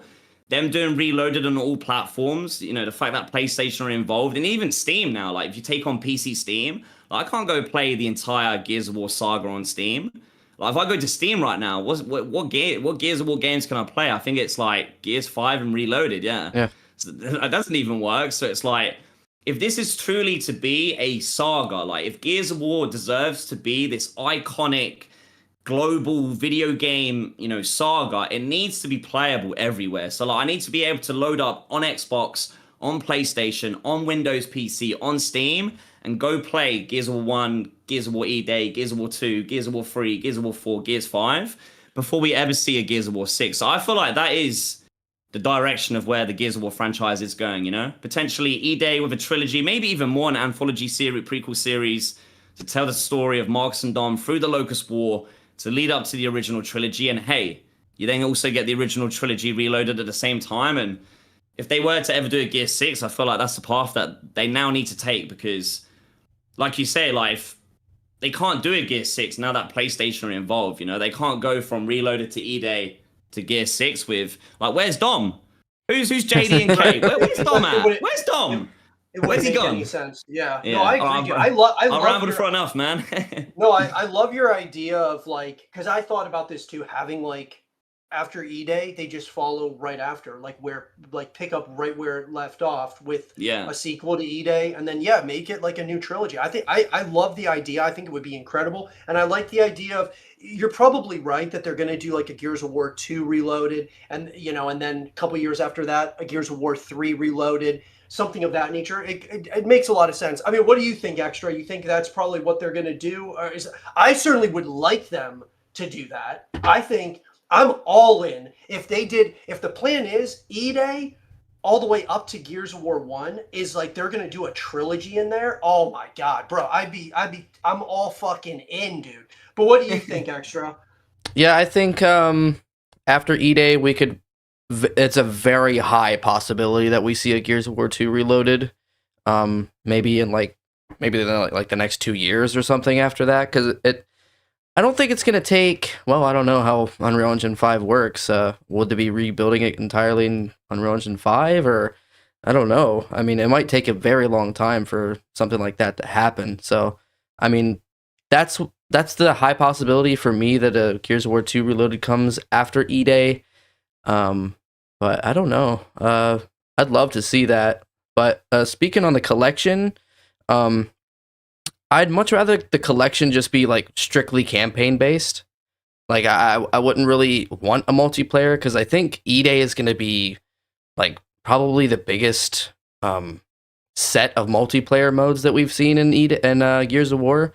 So I think that's going to have like everyone playing the multiplayer. But as far as that, I don't know. I think a collection could be really good if it just had the campaigns in it. Well, okay. So what's interesting about that? I mean, obviously, we're not. You're talking about the collection being 2 and 3. Mm-hmm. Well, 1, 2, yeah. Reloaded, Gears of War 1 Reloaded, like, 2 Reloaded, 3 my Reloaded. my thought about that. I mean, it's kind of a moot point because they're not doing it. But like, if they did do the collection, I would have liked them to have, like, you have 1, 2, 3, the stories, but there's like one multiplayer. There's like one multiplayer that it's not like you're separating the community between 1, 2, 3. It would be like one multiplayer that like has the best maps, modes, kind of like Delta Online in a way. Kind of like that. I think that would have been kind of cool. But obviously the collection didn't happen, so here we are. But speaking about like multiplayer and stuff, as well as like even the co-op modes for E-Day, one of the things, guys, that is interesting to me is obviously there's more than likely, E-Day's being built from, the ground up here. So obviously they're going to bring back certain things, as we mentioned earlier, in relation to like some of their game modes and things of that nature. More than likely, you have your horde mode, you have your multiplayer, you have your campaign. But the question is like, what else could they add here that could really be super compelling? I mean, obviously there's certain game modes that I've really liked that the Coalition has introduced. that being like escalation. I love escalation. I think it's an awesome game mode. Actually, you had mentioned, I think, what was it, Dodgeball? You had mentioned last, yeah, Dodgeball. There's a number of really cool game modes. The question is, though, do you feel that we should be focused more on kind of the past in terms of what worked? Or should we look at like creating new ideas? So like, let me put it to you like this. When I look back on, let's just say, let's go back to like Gears of War 3, that full package that they had there. They had, obviously your story, your multiplayer, your co-op modes, and they innovated in certain ways with each individual. Like, it was like how they were able to top Gears of War 2 in a number of ways was unbelievable to me. But the fact of the matter was they improved horde mode, with like fortifications and things of that nature. They added beast mode, this role reversal of horde mode. Should they bring back some of those modes, or should we be kind of sticking to the things that, or sticking to like the coalition, like keeping like full creative control of creating new game modes and things of that nature? Because to me, I look at like, for example, new maps. I would love to see at launch for E-Day, all new maps, all new, nothing reused.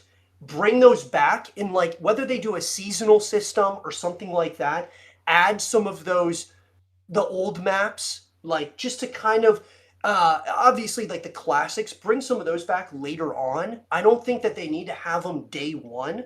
And the same thing goes with like even, obviously horde mode is a classic. It is a staple of Gears of War.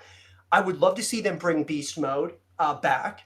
But I would love to also see them maybe add some new modes as well.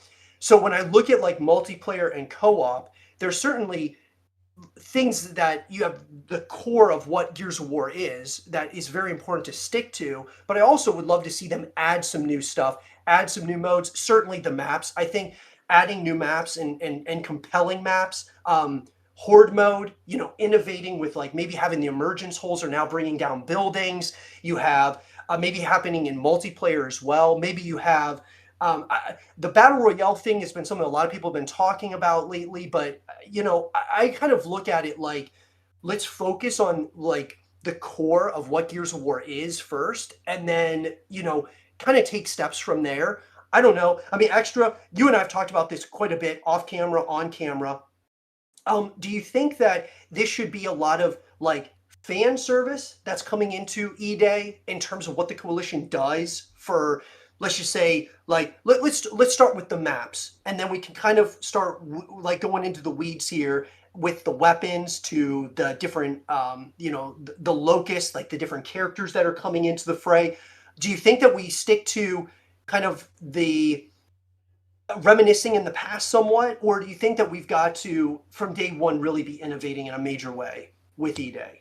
Well, when it comes to maps, I think there should be, back when Gears of War 4, they released they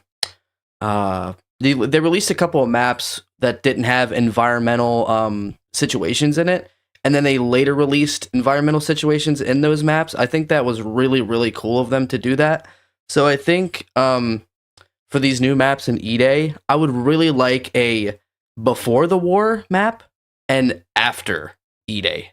Like, I would really love to see how these maps looked before the war and after. Like, not every map needs to be that way, but I think that'd be a really, really, really freaking cool idea to do that.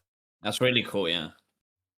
Yeah, something like that would be really interesting. I mean, do you think that you still have your classic loadout, Lancer, Gnasher, pistol, and then you've got the power-up weapons on the map? Like, do you think it sticks to that? Because here's my thing with multiplayer specifically, guys, is that everybody runs around with the Gnasher. And I'm not saying that the Gnasher's awesome, dude. It's awesome, right? But, like, I really want there to be viable options, like, within multiplayer, that every single weapon that you're utilizing is an option.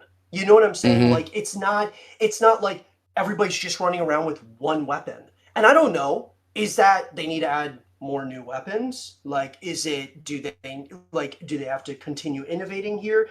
Yeah, dude, the good old Asher, bro. Yeah, Yeah, Nashor out, look, baby.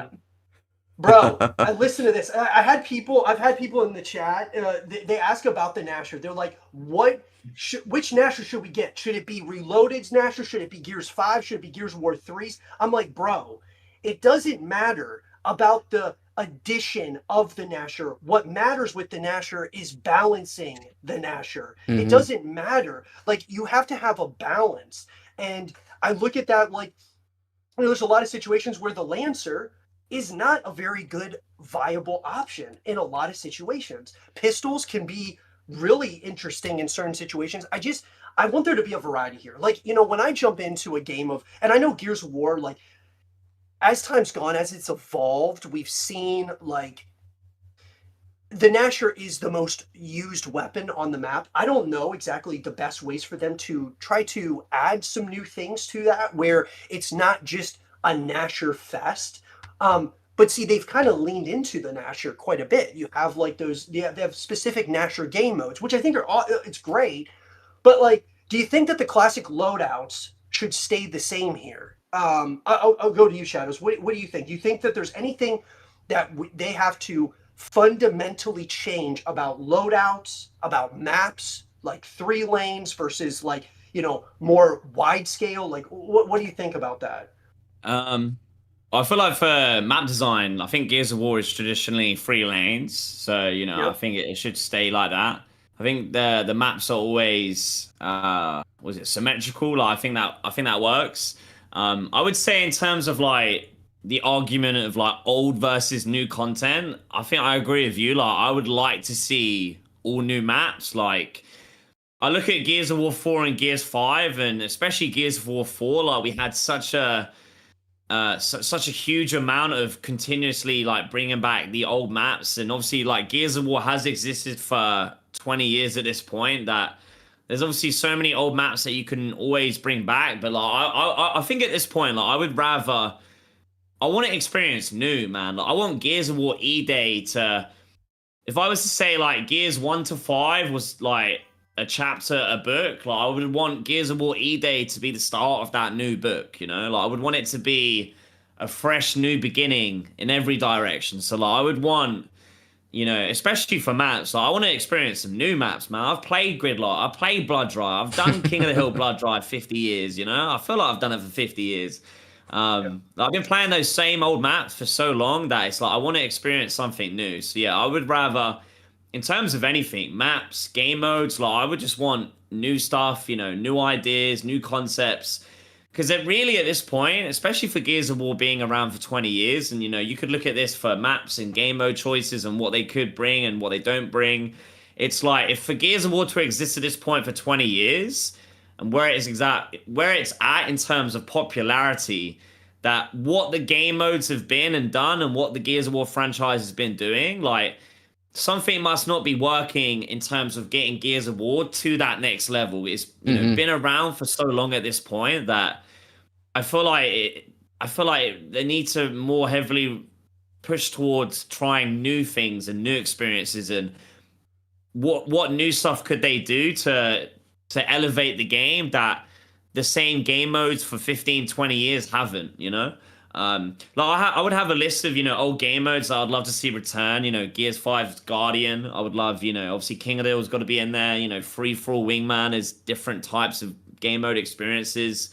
I enjoyed Gears of War 4 Escalation, but like, I don't really feel like those sort of game modes need to come back. I feel like there has to be. You don't think Escalation should come back?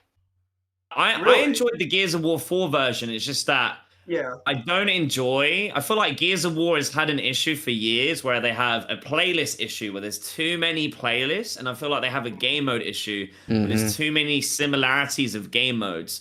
I feel like the game modes really have to stand on their own and have their own thing. So like, King of the Hill, Blitz, Annex, Escalation, like they all have circular domination and judgment.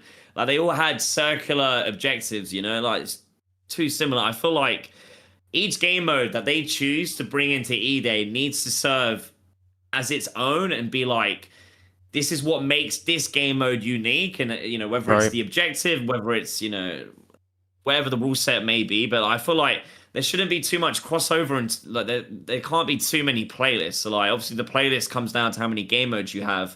Like I would rather have a more enriched, curated, focused, like hyper-focused experience, as opposed to having, you know, countless amounts of playlists and countless amount of game modes that just end up dying, you know? Like I would rather 4 to 5 modes, you know, like focus on making sure that each of these modes are completely different from one another. You know, there could be old, like I said, you know, I just listed a few old modes that I'd love to see back. You know, there's obviously got to be opportunity for, you know, new things. There has to be some sort of new modes and new ways to experience Gears of War, and obviously that will be up for the coalition to do. But yeah, I feel like you can't have too many playlists, you can't have too many game modes, and I'd rather it be a more like rich, curated experience that just focuses down on, you know, team versus team, competitive arena, Gears of War gameplay. And it's like, for the loadout, like, we've obviously had 2 different options. We've had universal loadout of default, traditional, Lancer, Nasher, Snub, Grenade. Obviously, Gears of War 3 introduced a different, you know, choice of weapons. I think Gears 4 had it for a little bit, but yeah, mainly Gears of War 3.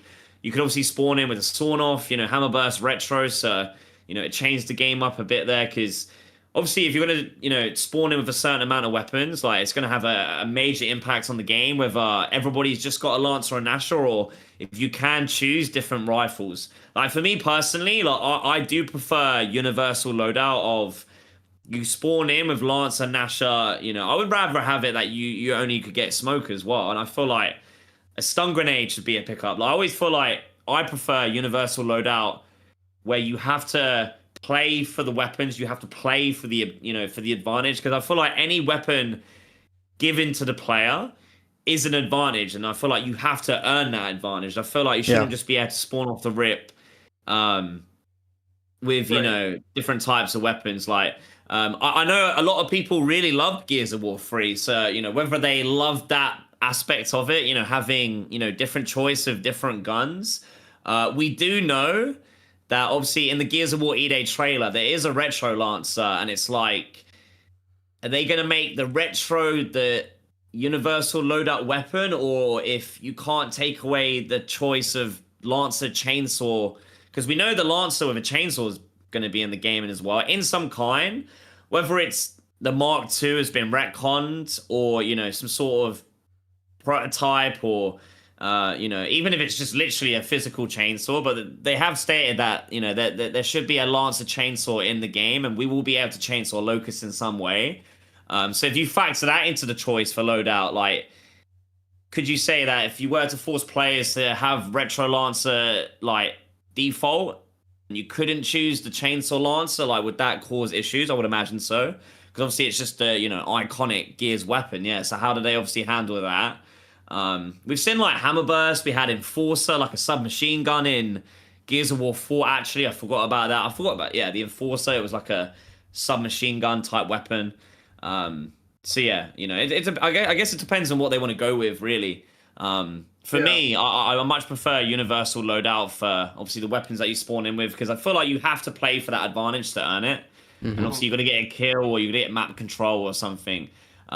But then again, it's been a long time since obviously I played Gears of War 3, so I can't really remember of like, I remember abusing Hammerburst and Retro being super overpowered, and obviously if you do have multiple loadout options, then you then have to create obviously balancing of that, and how would you balance, you know, someone choosing this weapon over this weapon, and if, you know, if the team have got 5 of this weapon, or 3 of this weapon, or 4 of this weapon, is there like overpower, you know, balance issues? Like, obviously the more weapons you would introduce to the loadout, the more balance issues would arise, and you would have to figure out. But yeah, I guess it depends on what they want to go with. But yeah, for multiplayer, I would rather have universal loadout, new maps. I would probably prefer new game modes. Like, there's obviously some old game modes that I would love to see come back, but I really want E-Day to like represent, this is the new generation of Gears of War, you know, a fresh start, a new beginning, and we're here. Yeah, I really want the coalitions to just put their foot down and be like, this is the game, this is Gears of War E-Day, and these are the decisions that we're making. Yeah, because like back in Gears 5, there was so much pandering to, oh, we're going to change this and then this and then this and this, and then so it just much changed change. into like every week it was a different game. It was different tuning, different movement, different weapons, and it's like, it just caused so much riffraff in the community because you're changing the game so much based on community feedback that you're trying to please this person over here, and then this person hates the game, and then this person quits, and then this person likes it. And people were coming across like their best favorite version of Gears 5, and then it just got changed instantly, and it's like, oh, I don't enjoy the game now, I'm gonna leave. So I feel like they need to sort of set the guns, like this is Gears of War E-Day. These are this is the gameplay. These are the modes. This is the maps. This is what we're gonna do, and this is what we're gonna do. So. Do you think? Okay, I want to ask you guys this real quick. In terms of like the way that they're putting the game together, like and specifically like multiplayer and things of that nature, do you think that they have in the back of their mind that they're bringing Gears esports back? Do you think that they're going to bring like they want to have a competitive scene once again? And I said this earlier, I don't think that it should be something that's like at the forefront, like it gets announced immediately. It should be something that like let's bring Gears back, and then let's like announce it later, because I think it will be great for the scene, especially if the game does great. But do you think that they have esports in their mind as they're making this game? What do you think, Extra? I don't know if it's like a right away thought for them, but thinking back to Gears of War 4, that was a pretty big piece of the multiplayer was esports. And so I think they could be thinking about it. But I think they're so focused on making this game good for new players that I don't think it's a big thought in their mind. I think they want to get it like really solid, really consistent, and then focus on something like that. Because Gears 4 didn't have esports for I think a year. Was it a year, or was it right away? I don't remember. When's this? For Gears of War 4, when did they announce Gears Esports? It wasn't even Gears Esports, it was the Gears Pro Circuit. I'm trying to remember. So they did they had the ESL Pro League for Gears of War Ultimate Edition, which was like a limited amount of pros, limited amount of teams selected. And then at the end of that, they announced the Gears of War 4 $1 million prize pool. So they had a year of Ultimate Edition esports, straight into 3 years of Gears of War 4 esports, into obviously a couple years of Gears 5 esports, and then it ended, So they had it all throughout Gears 4's lifespan? Yeah, the entire game, yeah. Wow. I think the first event was... when did the game come out? October. I think it was either November or it was definitely December, because I went to there was a London LAN event like a few months. I think London might have been, was it the first event? I don't know if they did Columbus first, but yeah, there was maybe potentially 1 to 2 esport events within the first 3 months of the game launching. I think that's a good idea for E-Day. Not like not think about it right away, but then see what the community's doing and then put in esports or see what's going on with the competitive scene of it. I think it has to be like, I just feel like it has to be built first. Like I look at games like Call of Duty. I mean, dude, bro, it was fully built from a lot of it was built from content and content creators and stuff, and people had brands built around themselves, and then they decided, you know what, we're going to go ahead and we're going to watch this player play at the highest level of this thing, and then go from there. But it's hard to say, dude. I mean, I'm excited about the possibility of the esports scene, but I think that one of the ways that the esports scene, I feel, for Gears somewhat failed was just not enough of the players were streaming, were creating content. They weren't building brands around themselves. The salaries were inflated. The teams, like the viewership wasn't there. Like there was just a number of things. If it comes back, we've got to there's things that we've got to change about I mean, it's going to take all of us for sure. I hope we can bring it back, certainly, but it's there's got to be some changes for sure. I mean, I don't think that it's going to be something. I don't think it should be like at the absolute forefront, because it's only a part.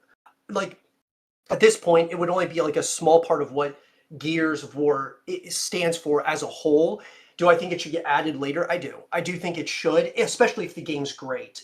And if it's like, it seems like a very highly competitive title where you've got PlayStation now coming into it and stuff like that. There's a lot of complexities to it, but yeah, I agree with you guys. I think it should probably be something that gets added down the road a little bit.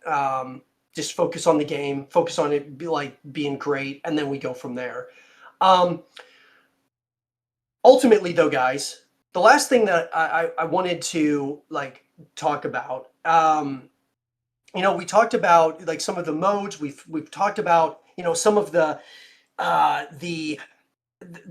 news or the lack of news that we've been having, and we're getting really, really close to. Obviously, I mean, it still feels like it's far away, but we've got the showcase coming. We've got hopefully a beta coming as well.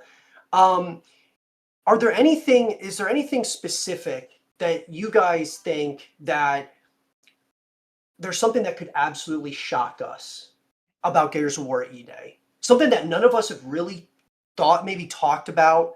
Something that something that is gonna completely blow everyone's minds, because I think that, I don't know about you, Shadows, but like Extra Father and I, when we've talked about the Gears of War E-Day trailer and just E-Day in general, we were not expecting Gears of War E-Day to be the next Gears of War. We weren't expecting that. So what could be something that is absolutely just mind blowing that could change, it could change the course of everything. And one of the things on our last episode of the Gears Cast we were talking about was, could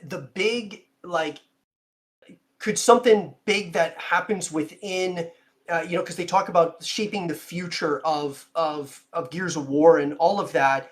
One of the things that Extra Father has talked about is having massive multiplayer maps, like a 20v20, something that got or we talk about a battle. We've talked about battle royale. We've talked about all that stuff. What would you think about some of the massive battles, on bigger battlefields almost? Do you think that would, because we talk about how E-Day, they're changing. They're obviously this is a new generation of Gears of War. Do you think that this is the time that they should add massive scale maps, battle royale, stuff like that? What do you think, Shadows? Yeah, so like I said, I mentioned it earlier before, obviously we went live. When I made a few Gear 6 videos, I think 2023, it was obviously concepts of what I would have wanted just to see in general in the 6th mainline Gears of War game. And yeah, I did make a video about a 20v20 war mode, just, the idea concept of an overrun evolution of, 20v20, PvP, just the idea concept, to me, I believe Gears of War multiplayer has peaked. I think it has hit the ceiling, and regardless of maybe what they try to do with E-Day, you can change the gameplay, you can, introduce mechanics. I feel like the meta of Gears of War, as you say, with how Nasher shotgun focus it is, and it will always be, because when you give, when you have a game design of a third-person cover-based shooter where I can take cover to stop taking damage, the only way to get you out of that cover is to get close. And if I'm getting close, I'm using a close range weapon, which is the weapon that you spawn in with, the shotgun. So that is obviously the reason why it's such a shotgun heavy game, and it's always going to be a shotgun heavy game. And then I would say, for the game mode, for a war mode 20v20, I just spoke about the idea of what Epic Games tried in Overrun back in Judgment, because I feel like Epic Games realized that Gears of War has hit a ceiling in terms of hey, the meta, the experience, the gameplay is now already established. The community has, the community kind of established it for themselves, and then Epic sort of took it on board and was okay, this is how the game is meant to be played, because apparently, during development of Gears of War 1, nobody played the game like that with the shotgun heavy gameplay. They sort of played it with the concept of, you will sit in covers across each other and constantly, pop out of cover, trying to shoot each other. They didn't expect people to, use cover with the movement and the shotgun to get close and, have those, intense shotgun fights, and then that be, the, meta of the game. Epic never intended it to be like that. And that's why, like, through the trilogy, they did things, especially game design wise, to try and take away from it being such a shotgun heavy game. That's why you had like stopping power in Gears of War 2, and you know, the rifles got powerful, and you know, the rifles got better. And then you had multiple rifles to choose from. Like, they did all these things to try and, you know, make it so that it's not such a shotgun heavy game. But I feel like that's what Gears of War is, and Gears of War always be. And it's like, if you don't like that, then the game, that's, you know, you're at the end of the road, right? And so it's like, I feel like in order for Gears of War E-Day to really succeed, I feel like it needs to do something, not necessarily at launch. You know, again, let me, you know, get the campaign, let me get the multiplayer, let me get a horde mode, you know, make it super enriched across those three things first. And then I feel like they really do need to have some sort of like major expansion plan post-launch, you know? Like, I would love to see, obviously, the war mode 20v20, you know, you could make it like very similar to Star Wars Battlefront 2, the Supremacy game mode in there, where it was like faction based. So you got the COG faction versus Locust faction. You would have like a giant map where the COG and Locust have a base on each side, and there would be a neutral objective in the center, and you have to fight over the capture of the neutral objective before you get to then move on to try and eliminate the enemy's base. And if you obviously destroy the enemy's base, you win the game. And obviously you get to play as the COG, you get to play as the Locust. You could have like 25 playable character roster on each team, where similar to the way that like Beast Mode and Overrun worked, and even the way that Star Wars Battlefront 2 played. Like in Battlefront 2, you could play as like the clones and the droids, and you would start off as like regular clones and regular droids, and then as the match progressed and you got kills, did the objective and earned points, you could then spend that as like usable currency in the game to then spawn in as the better characters. So as the match progresses, you know, you could potentially see at the beginning some, you know, drones and wretches and tickers, you know, just fighting regular gears. And then as the match gets into it, you know, you could potentially have, you know, COG having, you know, vehicle support, and the Locust vehicles would be the characters themselves, you know? So like, if I go on a 15 kill streak, when I'm spawning in next, I'm redeeming my 4,000 points, and I'm spawning in as a Brumac, you know? I might have Extrans Row jumping on me as drones to help me with, like, additional guns, right? And we could be, like, a free-man walking Brumac tank, like, 3 players is, you know, one thing. And obviously, we've earned that, right, as a sort of, like, kill streak within the game mode, like, as a playable character, you know? I feel like Gears of War needs something like that. Obviously, you could do a Battle Royale. I don't know if we've gone past the Battle Royale stage, but even looking at the E-Day trailer, you saw the city at the end. Like, what if the city is the map, you know? Like, what if that was the Battle Royale map? Yeah, like, we all parachuted into that city. You saw, like, the giant bridge. You've got, like, the skyscrapers. So, you know, you'd obviously have, like, multiple points of interest. And I've always felt like they could have done a Gears of War, you know, Battle Royale. It'd be even, like, a standalone game. Call it Gears of War Emergence.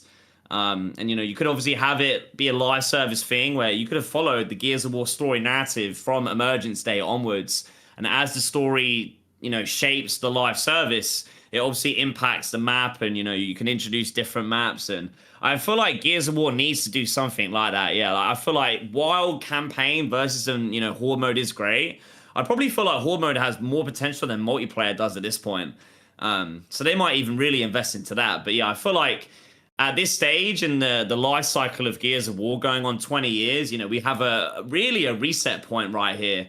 That across the board, that I feel like, the campaign, multiplayer, and horde mode need to be up to scratch, but then you've got to look at doing something else post-launch, you know, major, whether that would be a Battle Royale, whether that would be like a war mode.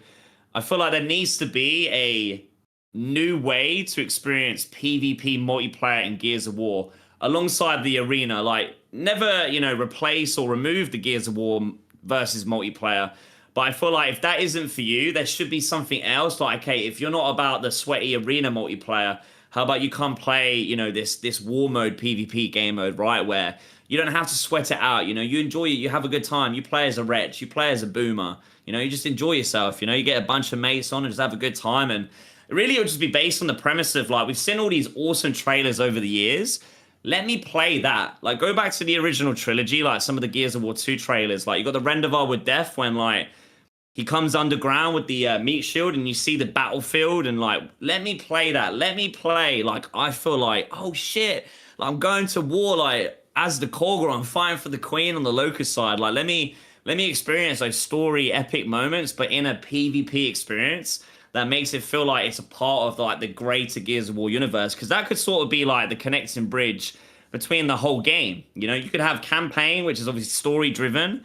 You got versus multiplayer PvP. You would have horde mode PvE. A war mode like that could be a connector of all of them. You know, it would be a PvP driven experience that feels like PvE, but also it's you got like massive story elements in there as well.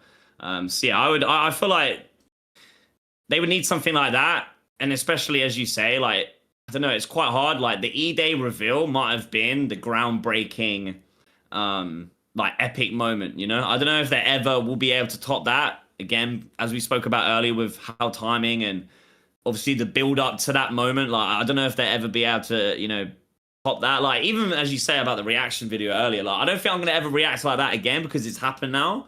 So yeah, I feel like I don't know about announcement wise if there's anything crazy that they could do, but yeah, I feel like there has to be something major that they do in the post release just to add to the product value. Because I feel like for me personally, like Gears of War E-Day needs to represent the re-emergence of the franchise, the beginning, the fresh start, but also to define and hopefully shape the future and just establish what is to come beyond Gears of War E-Day.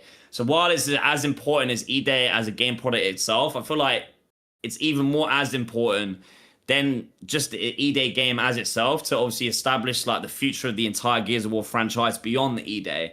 And obviously that comes down to the experiences that we get in E-Day and obviously whether we like the game or not. So, well, and I think on TC, you know, man. to your point about like with the 20v20, or I should say like what classic multiplayer's been up to this point, you're shooting somebody who's behind cover, you got to get closer, and so the meta turns into all shotguns. Well, part of the thing that we were talking about, you know, in the last Gears cast was destructible cover, and I think that that could be something that would be really interesting having here with E-Day, along with potential slide mechanic that you had mentioned that we had seen in the E-Day trailer. Potential, you know, could the emergence holes be something that really still like take place during live matches or during horde mode that are like significant, not just an emergence hole and a couple of, a couple of locusts come out or whatever. It's more like, no, this is like, it's significant. Like it's bringing down buildings. It's like, it's affecting cover. It's affecting things. I think that there's a lot of ideas that could be really interesting. That I think that they could lean into with whether it was a massive multiplayer mode or whether it was, a horde mode or whatever. I think there's a lot of options there. Extra, did you have anything that you wanted to add? I know you've been kind of pounding the table a while for about this the 20v20 and the larger scale maps in particular. So I've basically had the same idea as Shadows. Like, I think basically a 20v20. Yeah, like it would be so cool to see something like that in Gears, because thinking of Gears of War Emergence Day, like this is the moment. This is the big picture of Gears of War. And if we're not starting new with like all these new modes and bigger things to bring in new players, not necessarily just like all the veteran players that are going to play the game regardless, but we need to be thinking of new things to bring in these new players. And I don't necessarily, as much as I think a battle royale could do something, I'm really kind of against it, because like I don't want Gears to follow trends of other games. I want them to set that for other games. I want other games to be like, oh my god, they've got something really fucking special here, and we need to implement that into our game. Like I'm so sick of Gears being a follower and not a leader. I want Gears to be that big brother of the whole multiplayer scene again, like it was back in the day. Yeah. No, hey man, yeah, I think it's time. It's time for Gears of War to in a number of ways, get back to its rightful place on this, like the Mount Rushmore of these third-person shooters. And we're getting closer, guys. We're gonna wrap it up here, guys, but we're gonna each give our final thoughts. I'll start with mine. Mine are gonna be this, guys. Gears of War E-Day is close. we're getting closer. And I know it's hard, man. It's hard. Right now it's been tough, dude. It's been brutal waiting for news to come out. But community right now, everybody who's in the chat, thank you so much, guys, for all of like the super chats, everybody who's like following the channel, subscribing, all that stuff. I really appreciate each and every one of you. I truly do. We as the community have to keep Gears of War as alive as possible as we get closer to the launch of E-Day. This is a franchise that is on the brink of greatness and the brink of like the abyss. Like, we as a community have to come together, and that's why it's like I'm so grateful to Shadows as well as Extra Father coming onto the Gears Cast to just have these open conversations to talk about everything Gears of War, because I believe it's really important that right now, when everything else is silent, we're still talking, we're still here creating content, making sure that there is something to look forward to, whether it's theories, whether it's breakdowns, the future of Gears of War, even after E-Day and stuff. It's very important. And guys and girls out there, we are getting closer every single day to E-Day finally releasing to the world. And the next thing to really look forward to certainly is going to be the Xbox Game Showcase. But it's only a little bit longer, guys and girls. It's only a little bit longer. We're going to be here every single day for all of you. Whether Shadows is streaming consistently every single day, whether I'm on a Gears Cast with Extra Father, it does not matter. We're going to, we as the community have to continue to breathe life into Gears of War, and we will continue to do that. And I love all of you very much. Extra Father, what are your final thoughts, man? Oh, well, what else can I say besides Gears of War E-Day is literally it for this franchise. It's so important. It is literally the thing holding Gears together right now. So, I mean, if this fails, man, oh man, that is it. That is it. Specifically for me, because you know I can't take much more. I can't take much more of it. But I'm so glad to be on this podcast with you guys. Shadows, you've been, God, I've been watching you for forever. So like to be on a podcast with you and talk to you was really fucking cool. So I just want to say thank you to you guys for letting me be on this Gears Cast once again, and I'm always looking forward to the future.